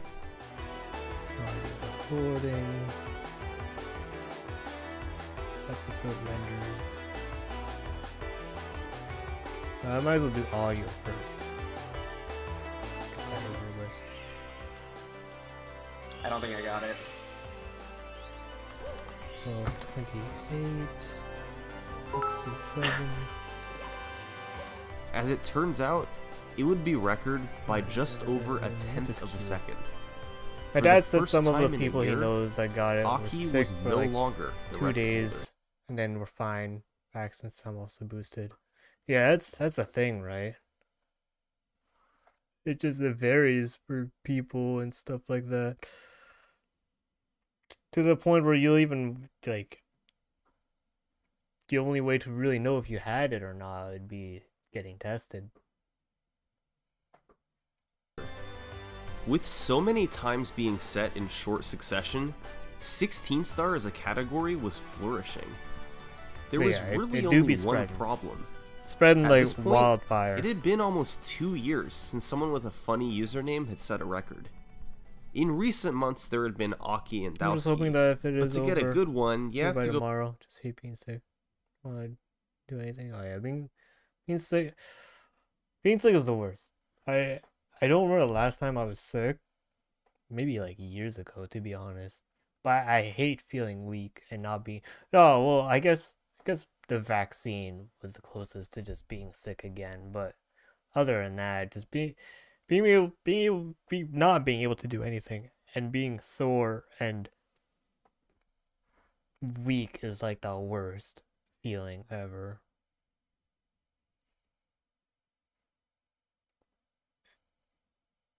And your body temperature just going up and down randomly. No, yeah, hopefully you're better in the morning, next day or anything. Go back to Ouija and his 1517, and even that one's not amazing compared to the likes of 420 Blaze It and 420 Shivering Blaze It. Erotic King Banana. Well, in early 2020, someone wanted to rectify that. He started moving up on the leaderboards, going from 5th to 3rd place right behind the two 1504s. And shortly thereafter, he would end up taking the top spot. And the runner's name certainly didn't disappoint. On February 27th, a 1503 was achieved by Slippery Nip. He gained time early thanks to a faster LBLJ, and managed to match Dowski's speed in making the Tsukishima cycle on the platforms. In Womp's Fortress, he gained time by hitting cannonless first try, partially thanks to a setup by Salt and Ginger to adjust the camera and clip in the wall more consistently. He maintained this 4-second lead until the second MIPS clip, which took him 2 tries, but gained about a second back on the BLJs. That worked out to a 1503, just ahead of Dowski and enough to make Slippery Nip the new record holder. The community was beginning to approach a barrier. They were now just 4 seconds away from a sub 15-minute run. Wild. The last time a minute barrier had been broken was almost 9 years prior, with Akira's 1554. But hold up, Now, a run in the 14s was seeming inevitable. Yeah. But what time saves were left? Well, looking at the 1503 record, the big potential time saves were the 4 seconds lost due to the MIPS clip, and a few seconds that could be saved on the BLJs. But beyond that, there were still fractions of a second to squeeze out all over. On LBLJ, Lethal Lava Land, Bowser in the Sky, all from subtle, faster strategies or improving movement. Those time saves all added up to a run well under 15 minutes. Oh, what the heck? But someone still had to take it there. And one player who would make a big push was Aki. After getting a 1503 of his own, Aki would get a very promising run going on May 1st, 2020. It was about even going into the MIPS clips, where he messed up the first one instead of the second one. Still, a strong Fire C and BLJs kept him just ahead going into Bowser in the Sky. And there, he was able to make a faster elevator cycle when we got called back Nanamo from, cycle by making his Disney movement World. as tight as possible, including an February. incredible My triple jump sister dive was onto basically the having platform. like flu symptoms. 3 throws later, Aki Well, we will never was know so if it was close COVID or to not a or sub something, 15. because at the time, like getting tested was near impossible. One more Big second to loopers. go.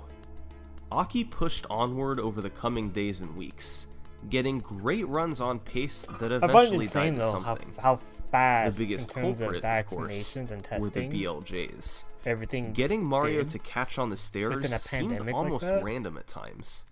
If you didn't get him to catch within a few jumps, it was run over. considering and like, even like making it vaccinations through and stuff would for usually SARS result took, in like, losing time. years.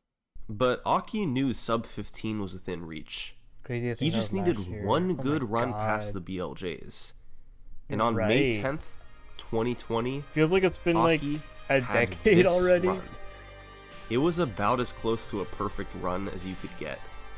Chances like 2020 this season don't come 2 along in very a few often. more days. Let's go. Now, more than ever, the BLJs needed to happen. They didn't need to be very good, he just needed something decent.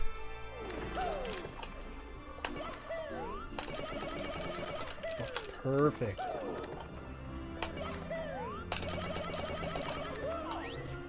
Or he could get near perfect BLJs.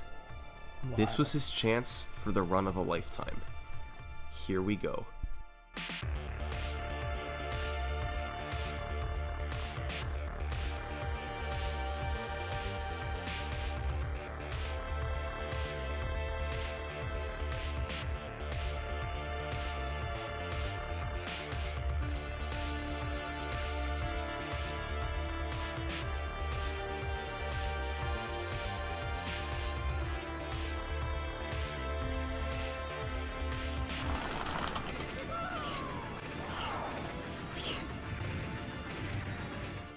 Let's go. Oh, insane. Sub 15, dude. By the skin of his teeth, Aki had pulled out a 1459, the world's first sub 15. Wow. Obviously, as good as it was, this run still had some room for improvement. He lost 6 seconds on the last split for mistakes in Bowser in the Sky. But still, that was it for big time losses. It was an incredible run up until then, and it was daunting to try and beat. For the next several months, there was little action at the top of the leaderboard. The top 3 stayed in the same spots, and 2021 came around with just Aki in the elusive sub 15 club. See this guy down here? This is Kano, and he was 6th place in the world with a 1517. He was considered an elite runner of the game, but generally not considered a world record contender. 18 seconds was a lot of difference for a short category like 16 star, and there were several people between him and the top spot. Well, in February 2021, Kano started up a stream on Twitch, and he decided that he wasn't going to end this stream until he set a 16-star world record. Hell yeah. He wasn't going to be playing all the time. He'd still live his life and sleep on a normal schedule, but his stream would stay live the entire time. He knew he'd have to do some work given how far he was from the record, but Kano didn't care. He wanted to be the record holder. That's so determination. he got to work. Life went on, and Kano kept streaming 16 star. By March, his time was down to 1513. By April, it was 1507. His stream kept going. He was improving his skills and getting close to a record level. By May, he was starting to get really close, entering the top 3 with a 1503. All the while, the length of the stream climbed higher and higher, going past 1,000 and then past 2,000 hours. Until finally, on June 12th, 2021, Kano had this run. He actually gained some time early thanks to a new strategy in shifting Sandland by Circlemark 994, but lost a bit on MIPS from slower setups for the clips. He bled a bit more in Fire Sea from an accidental ground pound, and his BLJs weren't as clean as Aki's, but he knew the time he could save in Bowser in the Sky. After a clean stage, 3 throws separated him from a record.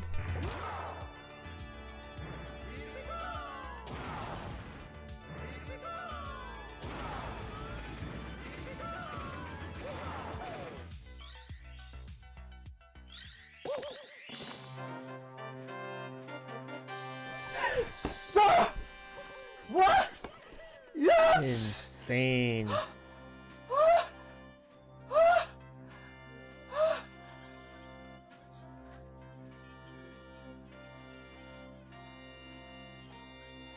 Deserves it. Oh my god!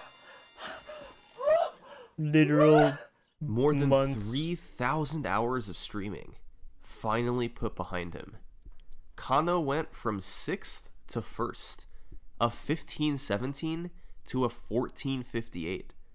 An unbelievable push that paid off in the end. And Kano could finally hit the end stream button. You can finally rest. As the summer of 2021 went on, a few people were going for a sub 1458. One of the most notable players was Ouija. He had set a record 3 years prior with a 1517, but hadn't been able to replicate it. Still, he was considered a top runner. For years, he would continue lowering his personal best, staying within seconds of the record at all times. However, he never was able to take that top spot again, despite coming close on several occasions. At least until July 4th, 2021.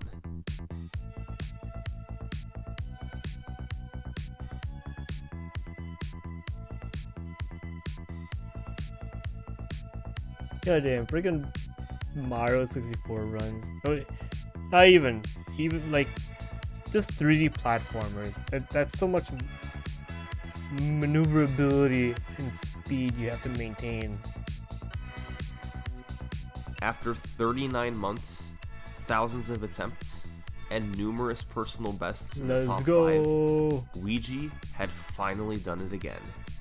He had beaten all the rest, and had taken back the world record. Come on. I didn't. No!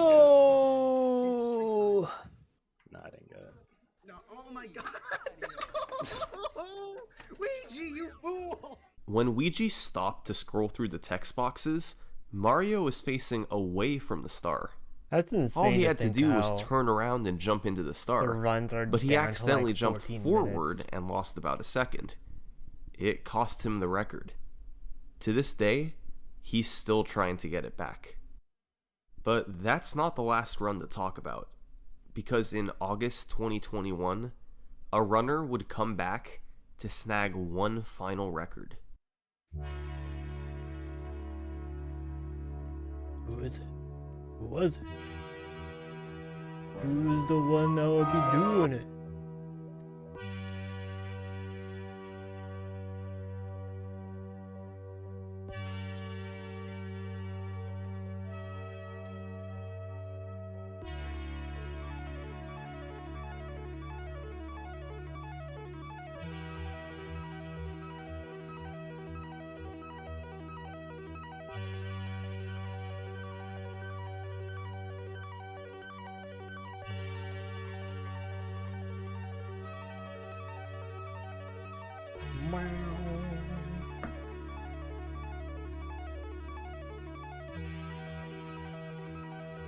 So, who was the runner? Well, it wasn't Ouija, it wasn't Aki, Dowski, Who was Kano. There's only one username it could have been. Slippery Noob. Wow. Alright, cool. Alright, Sweet. cool. What a... If you enjoyed the video, I'd really appreciate if you subscribe to the channel, it really helps me out, and check out the pinned comment for links to people who helped with research and the runners in the video. Thanks. That was intense. That was wild. Something Soul's got like a lot of good stuff.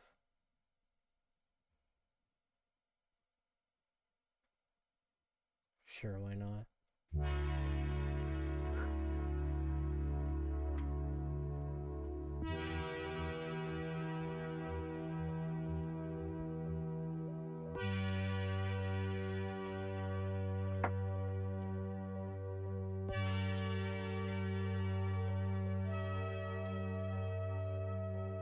Super Mario Bros. 2 has been a speedrunning classic for years. It was one of the most popular games back in its era. But in order to beat the game as quickly as possible, you need to master precise platforming, a variety of mechanics, and some of the craziest tricks on the NES. The history of Mario 2's world record spans back over a decade and a half. During that time, some of the greatest players to ever pick up an NES controller had their turn with the record. For at least a period of time, they could say they were the best in the world at a Nintendo classic. This is the world record history of Super Mario Bros. 2. Let's go!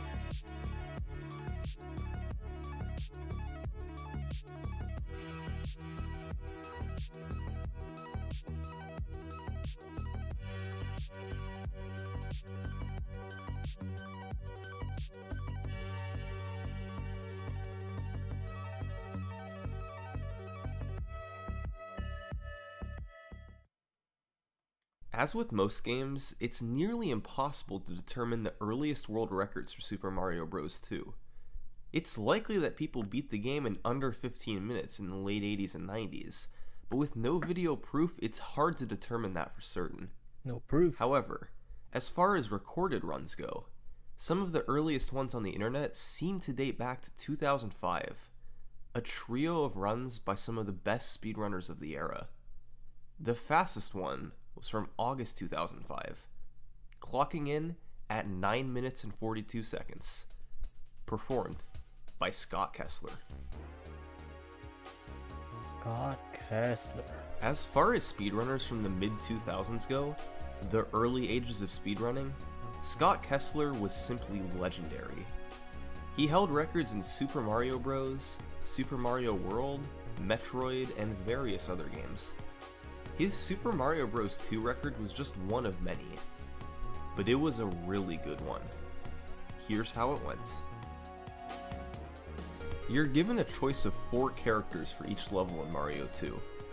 Peach and Mario are never used, since they're slow and can't jump very high. Gotta go with the Scott fast Kessler characters. chose Luigi for 1-1 since he jumps the highest, which allowed him to reach platforms high in the level and make it into the underground quickly. Once he used the bomb to get through the door, he arrived at the Birdo Fight that appears at the end of most levels. You've got to hit Birdo with 3 eggs, and an egg is fired every 256 frames from when the stage begins. That means that you can arrive at Birdo anytime within a 256 frame window, or about 4 seconds, and not lose any time.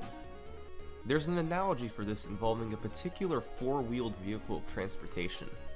If this vehicle leaves from a station every 256 frames, then it doesn't matter if you arrive there a frame before it leaves, or 255 frames before.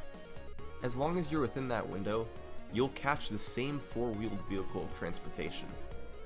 Kessler was able to barely make the cycle and arrive right when the first egg was fired, then quickly threw the other 2 to defeat Birdo. Up next was 1-2, where Luigi was once again picked to jump across large gaps at the start of the stage. Kessler pretty much never stopped holding the run button, just tapping A at the right times to jump without slowing down. The Birdo Fight was more of the same, waiting for 3 eggs to be shot, then throwing them as quickly as possible. In 1-3, Kessler switched to Toad because he has a very bizarre but useful mechanic. If an enemy or other heavy object is picked up with Toad, he runs much faster than normal. He's the only character in the game with that property, so he can be incredibly useful for running through levels quickly.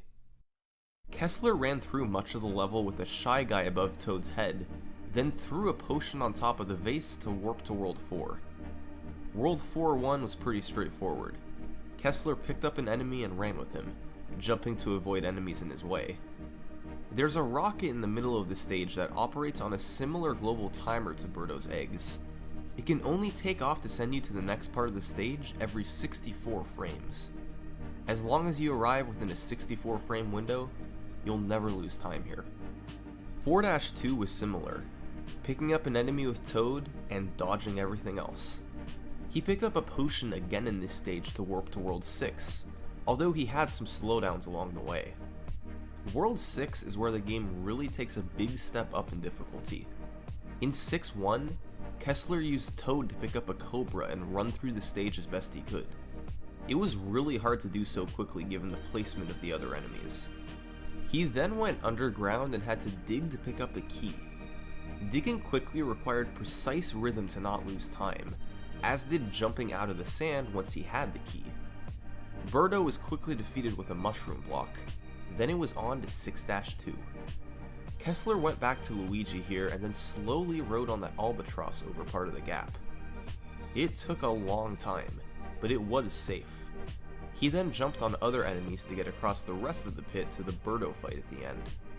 Kessler went back to Toad for 6-3, and at the start he waited until he was under the sand to run under the wall to get to a door. He then made it to Birdo, whom he quickly defeated with mushroom blocks, and then the World 6 boss, Triclyde, where he jumped up and threw a mushroom block 3 times to defeat him. On to World 7, the last world in the game. 7-1 features a lot of large jumps, so Kessler used Luigi again. He caught a rocket to go to the next screen, then climbed up a series of ladders and platforms. It helps to have Luigi here to gain vertical distance quickly, but Kessler still had to hesitate a fair amount. Finally, after yet another Birdo Fight, it was on to the final stage, 7-2. This is the longest level in the game, featuring an outdoor section, a long indoor section, and a few boss fights. However, Kessler is able to skip over much of the level by performing a trick where you jump off a ladder to the ceiling and run across the various rooms. videos are super long. He made his way past a Birdo to the Hawkmouth fight, where he hit him with a mushroom block 3 times. Try something else. Then, it was on to the final boss, Wart. Vegetables are shot every 256 frames, sort of like how the eggs work on Birdo. You need to hit him with a vegetable when his mouth opens 6 times. Kessler got the first 4 hits, had to retreat and delay the 5th hit a cycle, then got the 6th hit to finish him off. And just like that, he had completed Super Mario Bros. 2 in just 9 minutes and 42 seconds. The route was simple enough. Start in World 1, warp to World 4, then warp to World 6, and play Worlds 6 and 7 to finish the game. Kessler submitted the run to both Speed Demos Archive and Twin Galaxies, the 2 leading speedrun websites at the time. And that's where their recorded record stood.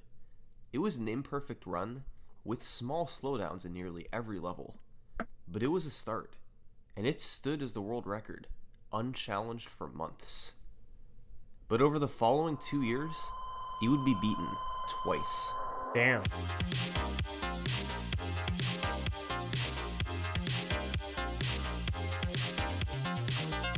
The first guy to do it was a runner named Chris Knight, better known as Cac. In August 2006, he got a 919, a 23-second improvement. Most of the time saves came in the back half of the run. He picked up a couple of seconds of World 4 from hesitating less while carrying the potion, and in 6-2, rather than slowly riding the albatross, he sped it up by jumping across. However, the bulk of his time save came in the last stage, 7-2. He used Toad instead of Luigi, so he saved some time by picking up enemies and running with them. The rest of the stage was improved too. Less hesitation, a faster Hawkmouth kill, and a faster Wart kill. So that was a pretty big improvement. But a year later, in June 2007, the record would be lowered again. The runner's name this time was Andrew G, a guy who would go on to hold the Super Mario Bros., Super Mario Bros. 2, Super Mario Bros. 3, and Super Mario World records, in some cases for years. Damn. Just a legendary Mario speedrunner. He just built different. His Super Mario 2 time was 9:15, a 4-second improvement over Cac's run. But there was something different about this one. 3 years later, it was still standing strong at the top of the leaderboard. What made this run so good? Well, in World 1, he matched Cac's fast execution and added in this potion throw in 1-3. Instead of carefully placing the potion on top of the vase, Andrew went for a throw from far away to avoid slowing down. He timed it perfectly and it worked. Although he accidentally got hit in 4-1, he made the time back up in 4-2 from jumping off the first ladder. By precisely jumping off the side of a ladder to go higher, you can get to the top faster than having to slowly climb it. In 7-1, he used this trick to his full advantage, flying up the long vertical section in the middle of the level. After a 7-2 that matched Cac's run, Andrew had himself a 9:15. He celebrated in a Speed Demos Archive forum thread, and then the record just sort of went dormant. This was still in the pretty early ages of speedrunning, so games having big gaps between records was still pretty common. But for a game like Super Mario Bros. 2, a record standing that long was a big deal. However, in October 2010, the run was finally beaten. The runner this time was Menbu93, who's best known in the speedrunning community for his legendary Super Mario World record from 2013. 이따쏘! 이따쏘! 야따쏘! 3 years prior, however, he managed to beat Andrew's Mario 2 record, but only by 1 second, with a 9:14. Interestingly, this run was slower than Andrew's in a lot of ways. There were a handful of sloppy mistakes, and he wasn't able to perform the fast ladder jumps in 7-1 like Andrew was. But where Menbu's run shined through was with a couple of major new strategies. Like? One was his Birdo kill in 6-2, where he was very aggressive and stacked mushroom blocks to hit Birdo quickly. The other big one was in 6-3. Instead of slowly sinking into the sand and running under the wall, Menbu did this. That's a big brain. He Yo, threw what? a Shy Guy to have him rebound, and jumped off of him at just the right time to make it over the wall. It saved 4 seconds over the older, slower route, and ultimately was enough to just barely beat out Andrew's 9:15. Damn. And that was the state of Mario 2 speedrunning in the early 2010s. You might be noticing a pattern here. A record would be set, and then a couple years would pass without any activity. By 2012, the only record from the past 5 years was Menbu's 9:14. It was a bizarre dilemma. Rather than speeding up, the community's growth had drastically slowed You're down. more a fan of They needed Mario something new. 2. So, in 2012, a group of players decided to shake things up. Before then, most players were submitting their Mario 2 runs to Twin Galaxies, Wild. and one of Twin Galaxies' staple rules was that glitches aren't allowed, Hey, what? which severely limits the possibilities for many speedruns.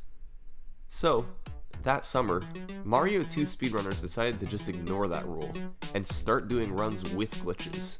Hell yeah. And it's a good thing they did, because as Well, it turns out, drop down, dude. Super Mario Bros. 2 is one of the most broken games on the NES. Oh.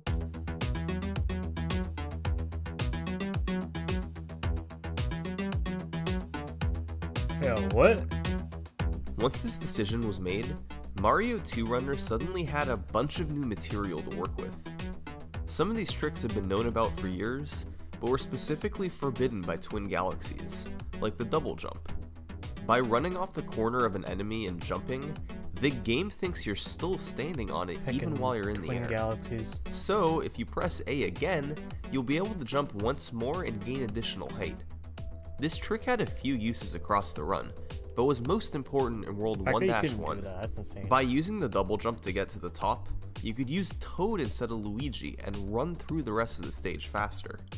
Other tricks were a bit more complicated, like this warp in 1-1.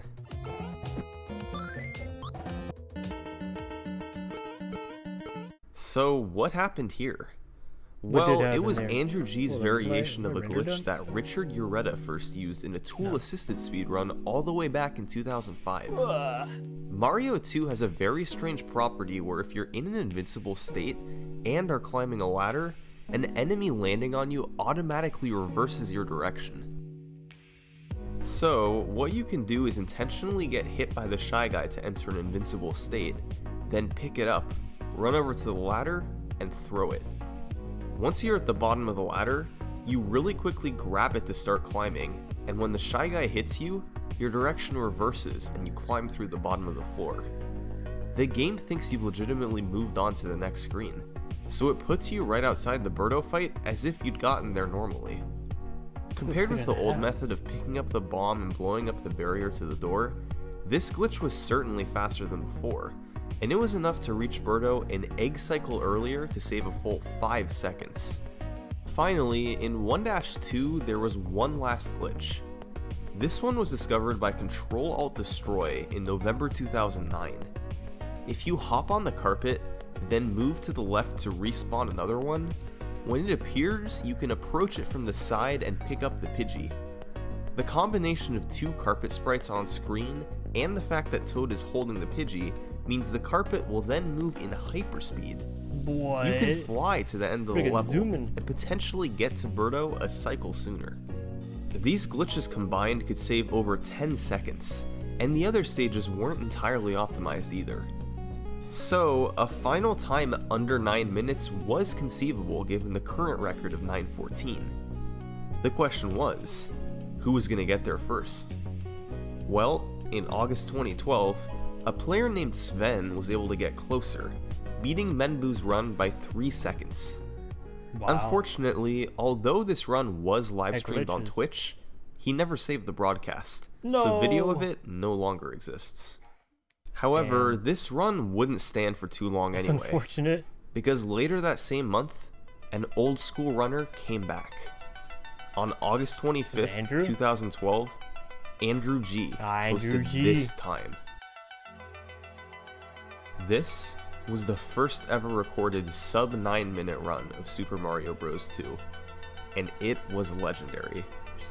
He built up a 7-second lead over the record in World 1 from the new glitches and cleaning up mistakes from Menbu. He's like, But alright, the time time to take saves this didn't back. stop there. Menbu fell down the ladder in 7-1 and had a relatively slow Hawkmouth kill in 7-2, allowing Andrew to save another 9 seconds.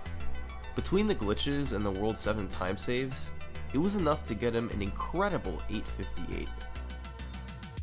This run would end up standing for a few months. It was daunting to try to get out of World 1 with all the tricks needed to hit, and even if you did, the next 7 levels weren't much easier. But in November 2012, somebody else came back. This time, it was Kak.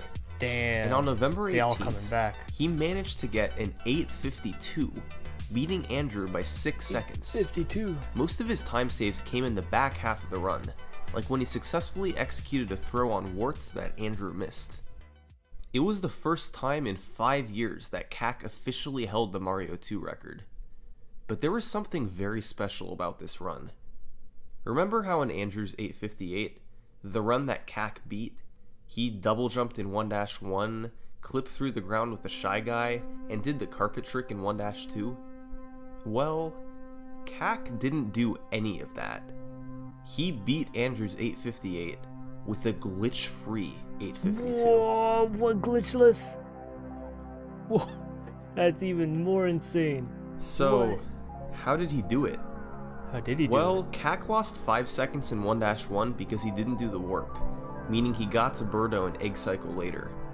But in Andrew's 1-2, he was actually barely slow enough to miss making it to Birdo a cycle earlier, meaning he This didn't one I save thought, like, any this time video over a wouldn't be glitch-free good. stage. Yeah, it's, So, Kak You can't managed to doubt not freaking lose any something, time so. there. Even with a glitch-free World 1, he was only 5 seconds behind Andrew. And from there, insane. Kak had some time he knew he could save.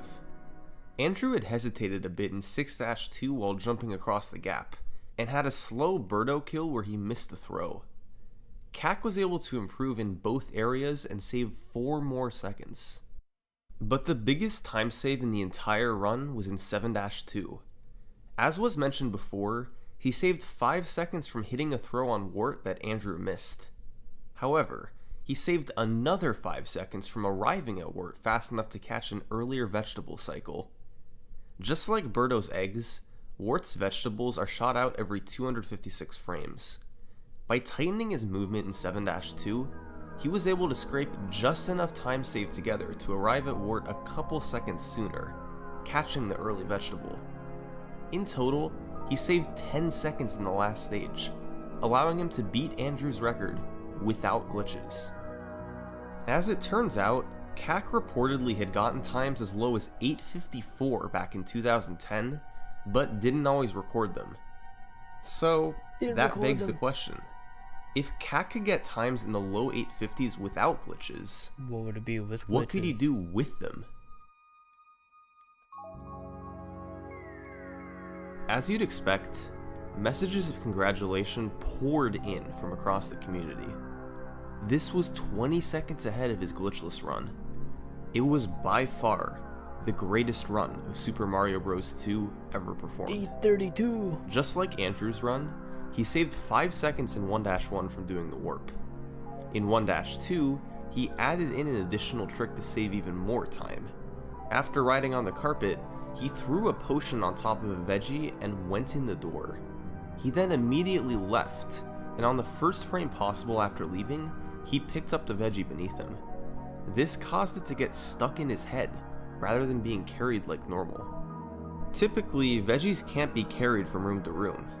However, since it was stuck in his head, this didn't apply. So he was able to take it into the boss room and defeat Birdo with it extremely quickly, saving a whopping 6 seconds over the glitchless route.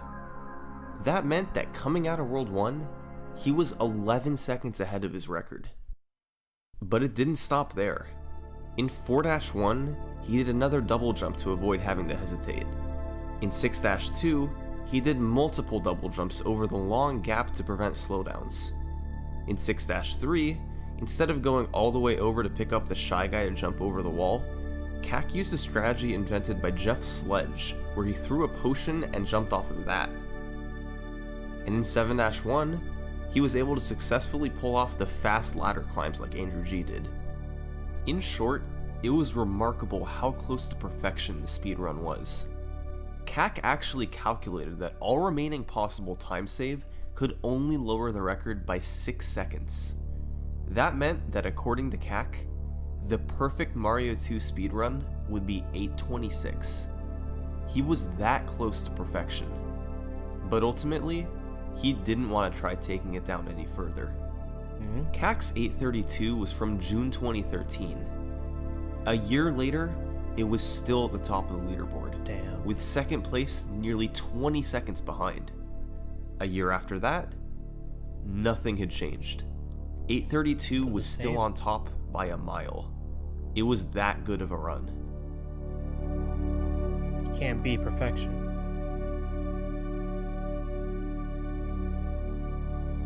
But then, in September 2015, the record finally got a new challenger. The person's name, fittingly, was I Love Mario. Nice. You gotta love Mario. He was a top-level runner of a handful of platformers, including Blaster Master, Mario 3, and Mario World. But in September 2015, I Love Mario started to focus all of his efforts onto Super Mario Bros. 2, and lowered his personal best from the 840s into the 830s. By September 22nd, he was just 3 seconds behind the record. Much of where he was looking to save time over the record was with the Birdo kills in World 6. In 6-1, Birdo actually jumped over Kak's first shot. In total, I Love Mario knew he could save about 4 seconds in World 6 from faster boss kills alone. That took him close to the theoretically perfect 8:26. On September 23rd, he got on a run that was about even with the record after Worlds 1 and 4. He knew he had time left to save. He was gonna try to take down Kak's 8:32.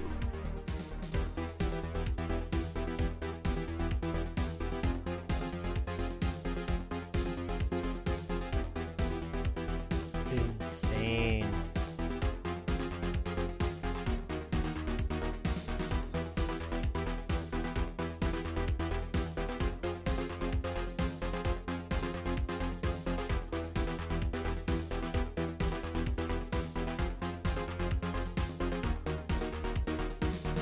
This run would end up finishing with a time of 8:32.1, beating Kak's record by a fraction of a second. I Love Mario was the new world record holder. Whoa. His biggest notable mistake was in 6-2, when he got caught up on a ledge at the end of the second room. However, he got most of the Birdo kills he was looking for, and the vast majority of the run looked clean. At the very least, it was enough to just edge out Kak's record. But apparently, that wasn't enough for I Love Mario, because the next day, he got an 8:30. Yo. Breaking that 8:30. It took 2 years for anybody to beat Kak's 8:32, but it took I Love Mario just 1 day to beat his own 8:32. This run was virtually identical to his last record, except he cleaned up the mistake in 6-2 to save a bit over a second. The world record was now just 4 seconds away from Kak's hypothetical 8:26. The record calmed down for a few months after this. I Love Mario had shown his dominance at the category, and a time of 8:30 was good enough for him. But by early 2016, yet another runner would come along. He got his personal best into the 8:30s, and by March 2016, he was at the point where he felt he could take the record from I Love Mario. And maybe, just maybe, take it into the 820s. This is BJW. What a name. BJW's initial goal wasn't to go for the world record, but once he got close, he found a few imperfections in I Love Mario's run that he thought he could improve. One of the biggest ones was in 6-1. The record's vase room could have been cleaner, especially hopping up out of the sand after grabbing a key. BJW knew he could be quicker and not take such a wide angle, allowing for a smoother trip up to the top. There were also improvements to the Birdo kills he could get by rapid firing the mushroom blocks quicker. With these improvements combined, getting an 829 was feasible, even if the rest of the run wasn't absolutely perfect. So he got to work. On March 7th, he had a run that gained a second in World 1 from a really fast Birdo kill. He also gained a second in 6-1 from a faster transition after picking up the key. So, going into World 7, BJW had a shot at pulling this off. As he flew through the last world, the gravity of the situation suddenly became very real to him. He could do this. Okay. Guys.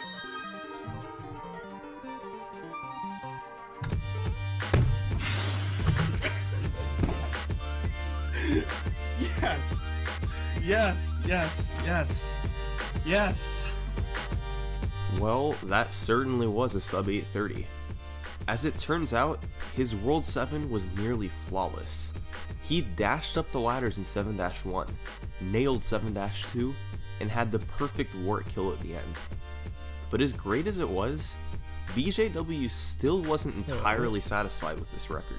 It's not over yet, guys. This God game damn needs it, an I didn't 827 at least. put this in It's the not wrong over, area. But the first hard part's done. The first hard part's done. So BJW acknowledged that 827 was possible. But what about Kak's original perfect time of 826? Well, we have to break down the run and look at what time was left to be saved. In 1-3, it was possible to grab the sniffet at the start of the stage from below so that max speed could be achieved earlier. This would save a fraction of a second over the record. It was also possible to be slightly faster at the start of 1-2 when moving on to the second carpet. By cutting the turn back tighter, you could potentially save another fraction of a second. And of course, it was possible to be faster on a couple of the Birdo fights. In 6-2, the orb landed and bounced in the wrong direction for BJW, meaning he had to waste a fraction of a second going to get it.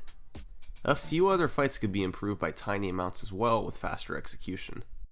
Taking all the aforementioned time saves into account, it was theoretically possible to take the record down to 826 and match Kak's theoretical perfect time. And when I Love Mario came back later that month to take the record from BJW, he realized that the 826 might not be that unreasonable after all.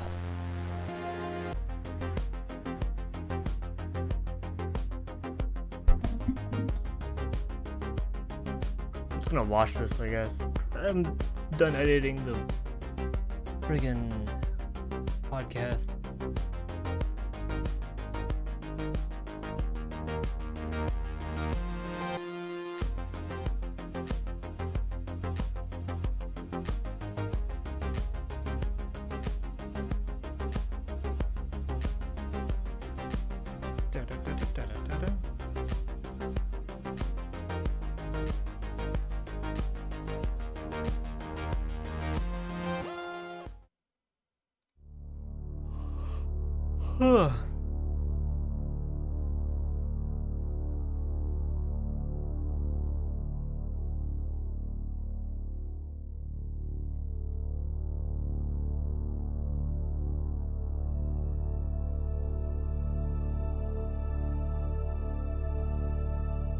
I don't know why my Windows isn't showing the stuff I'm typing anymore right now.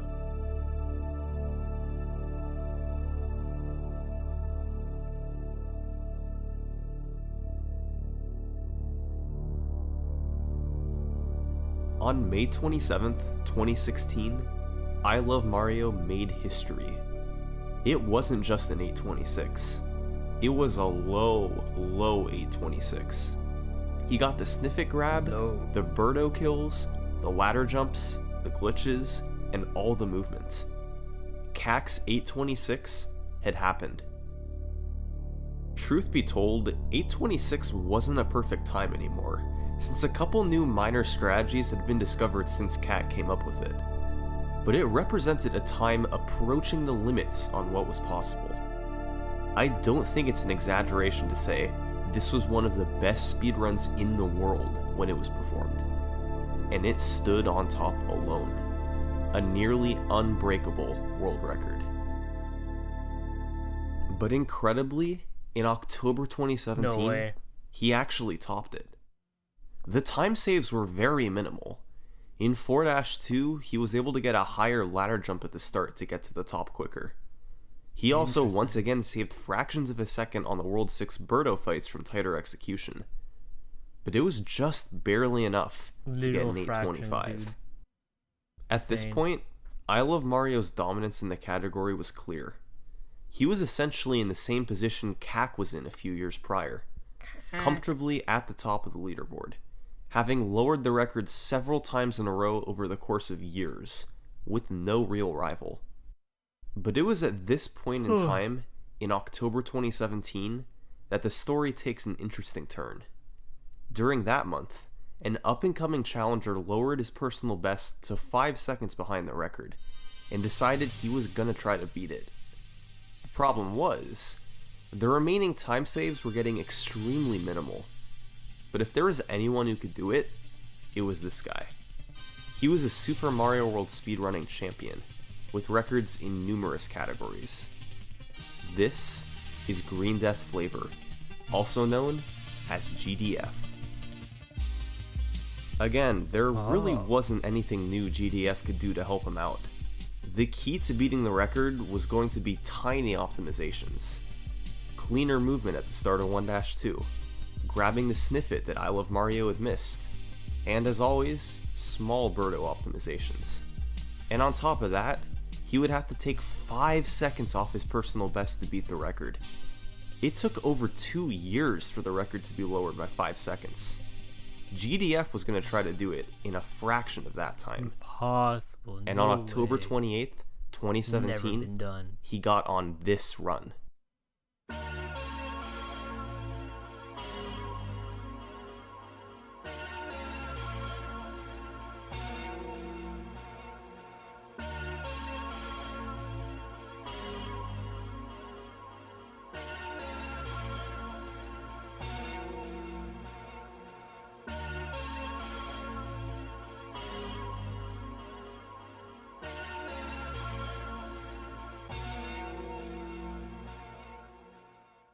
It looked like pretty much a tie. The world record was 825.81. That meant it was time for a frame count. When speedruns are extremely close in length, human error on stopping the timer means it's hard to tell if a run was actually the record or not. So, GDF now had to go back and carefully see exactly when the run began and finished to get the exact time of the run. The time to beat was 825.81.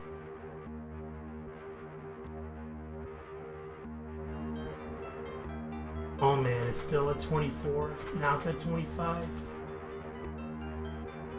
Walk. Walk. Please walk. Please walk. Please walk. Please walk. Alright, no. Oh. Whoa. By a frame?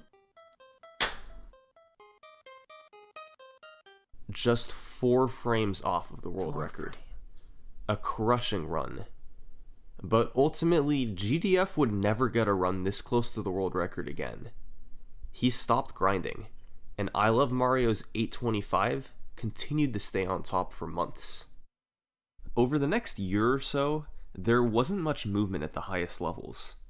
The record was so optimized, it was getting incredibly hard to take any time off of it. But in October 2018, yet another old runner came back.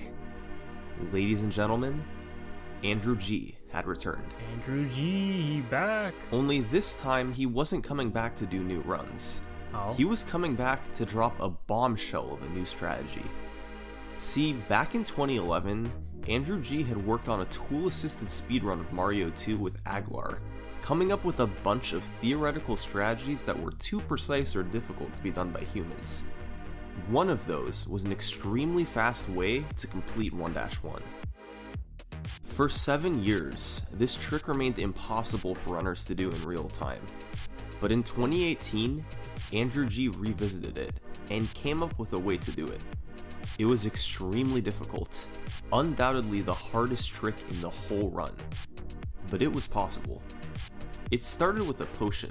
Remember the veggie glitch in 1-2, where you could get a vegetable stuck in your head to carry to the next room? Well, in 1-1, you had to do that with a POW block.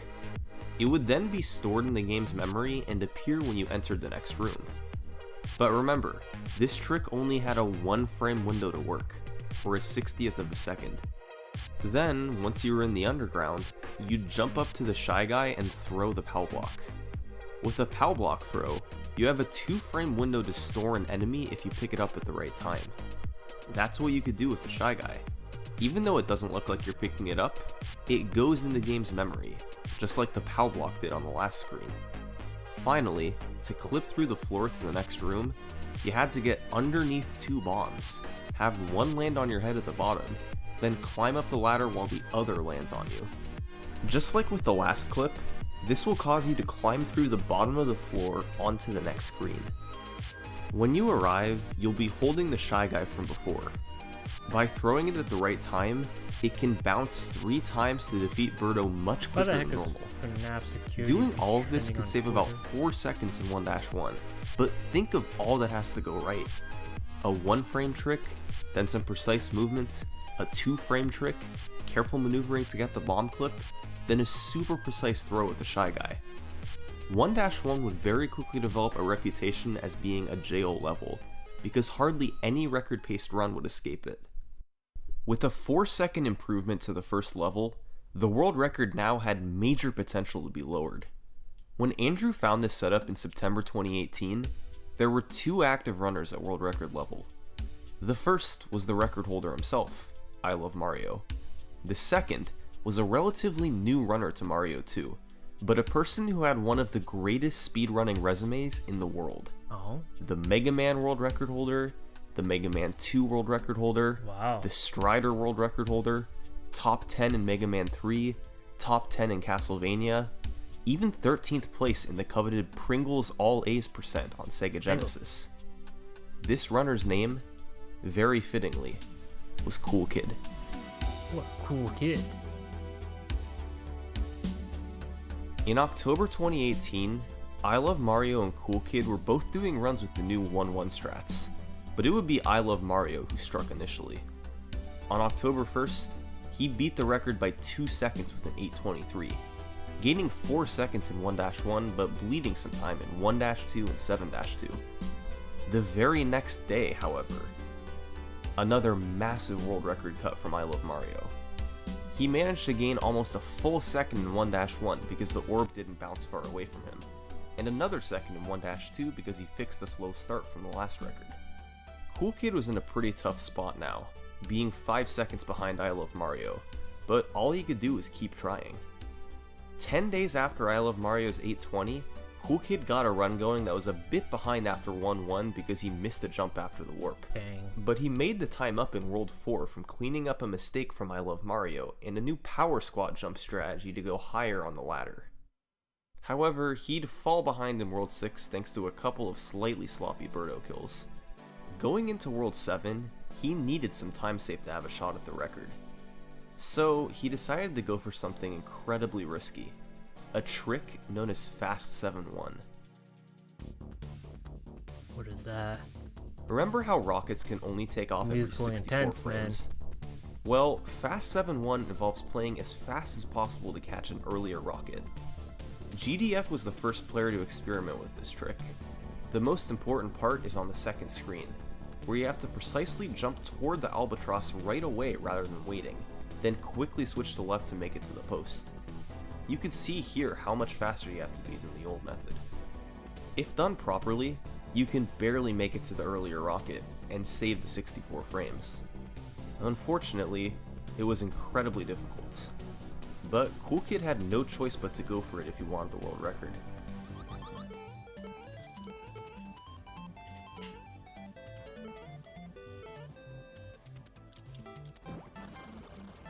Oh my god, alright. Sub 820 pace. As it turns out, Fast 7-1 was enough for a new record of 820.55. What was it supposed to do? You can see here how much faster you have to be than the old method. If done properly, you can barely make it to the earlier rocket and save the 60 post. You can see here how much faster you have to be than the old method. Get to the post. You can see here how much faster you have He just immediately went for that jump. left to make it to the post. You can see here how much faster you have to be than the old method. If done properly, you can barely make it to the earlier rocket and save the 64 frames. Unfortunately, it was incredibly difficult. But Cool Kid had no choice but to go for it if he wanted the world record.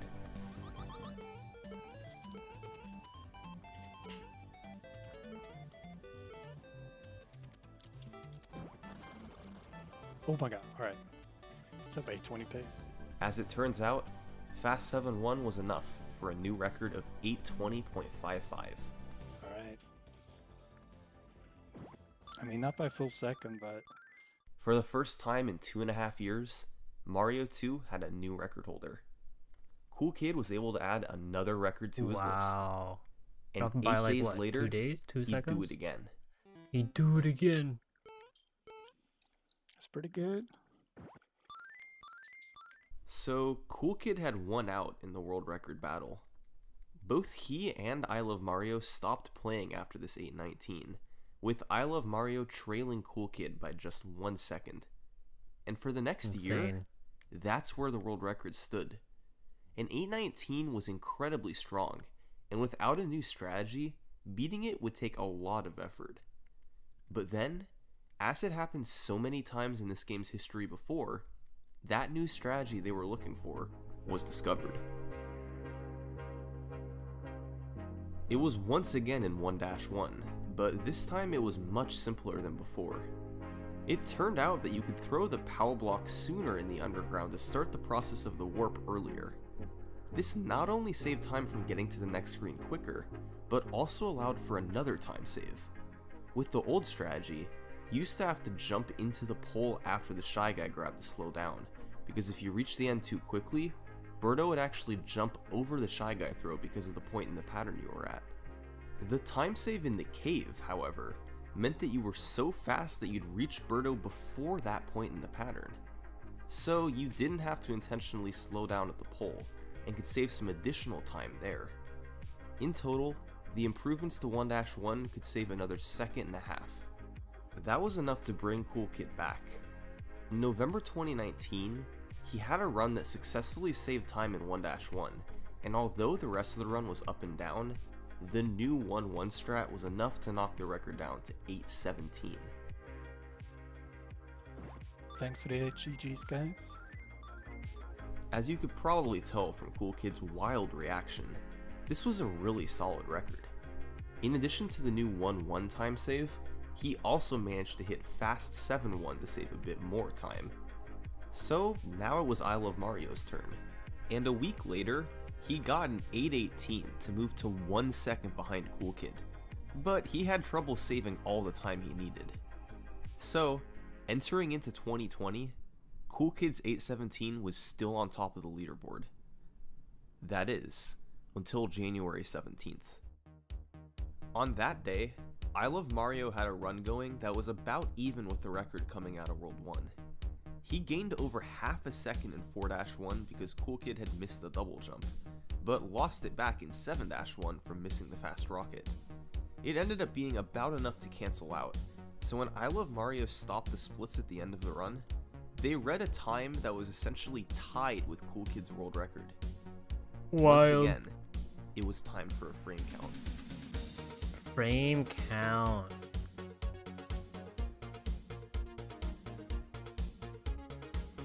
This time, it would go in the runner's favor, just ahead of Cool Kid's 8:17.4. These two guys had been rivals for years now, and after all that time, their personal bests were separated by just 1/10 of a second. Insane. But there was What the still hell? a bit more time to squeeze out of this record. There was a new strat they could do in 1-2 where they precisely grabbed the Pidgeot from the side, allowing the second one to spawn sooner to get to the end quicker. I Love Mario's ladder movement at the start of 4-2 wasn't as good as it could have been either. And in 7-1, the fast rocket cycle was still possible to achieve. So there definitely was room to take the record lower. And with two competitors at practically the same level, there was no telling who was going to take it there. But on January 26th, 2020, Cool Kids started up a session of Mario 2 world record attempts. Oh man. 2020.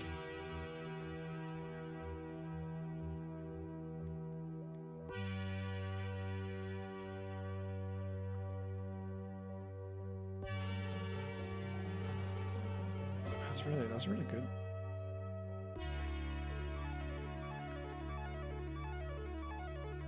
Ooh.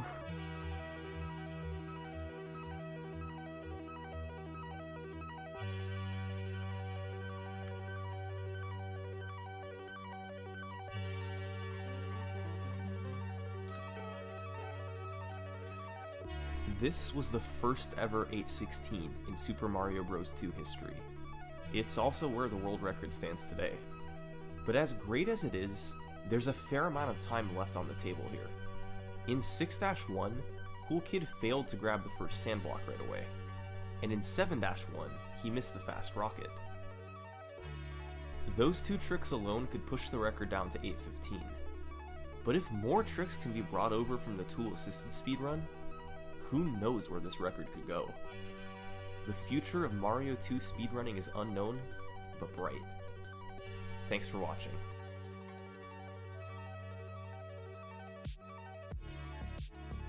Hey, thanks for making it to the end. If you enjoyed, it'd mean a lot to me if you could share this video with 1 or 2 other people. It really goes a long way on YouTube, so thank you, and Happy New Year. Happy New Year. Oh, what the heck? When was this upload? Like, obviously, like, last year or 2 years ago or something, but, like... Alright, that's enough for moi. Let's see who's live. If there's anyone live.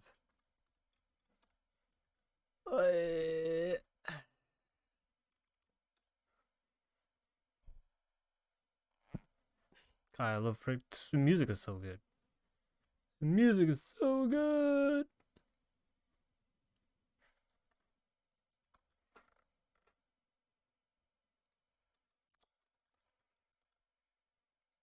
Have a good night, my dudes. Thanks for tuning in, stopping by. Yeah, I should definitely do more Psychonaut runs. I do want to beat my PB. Well, like, you always want to beat your PB, you know?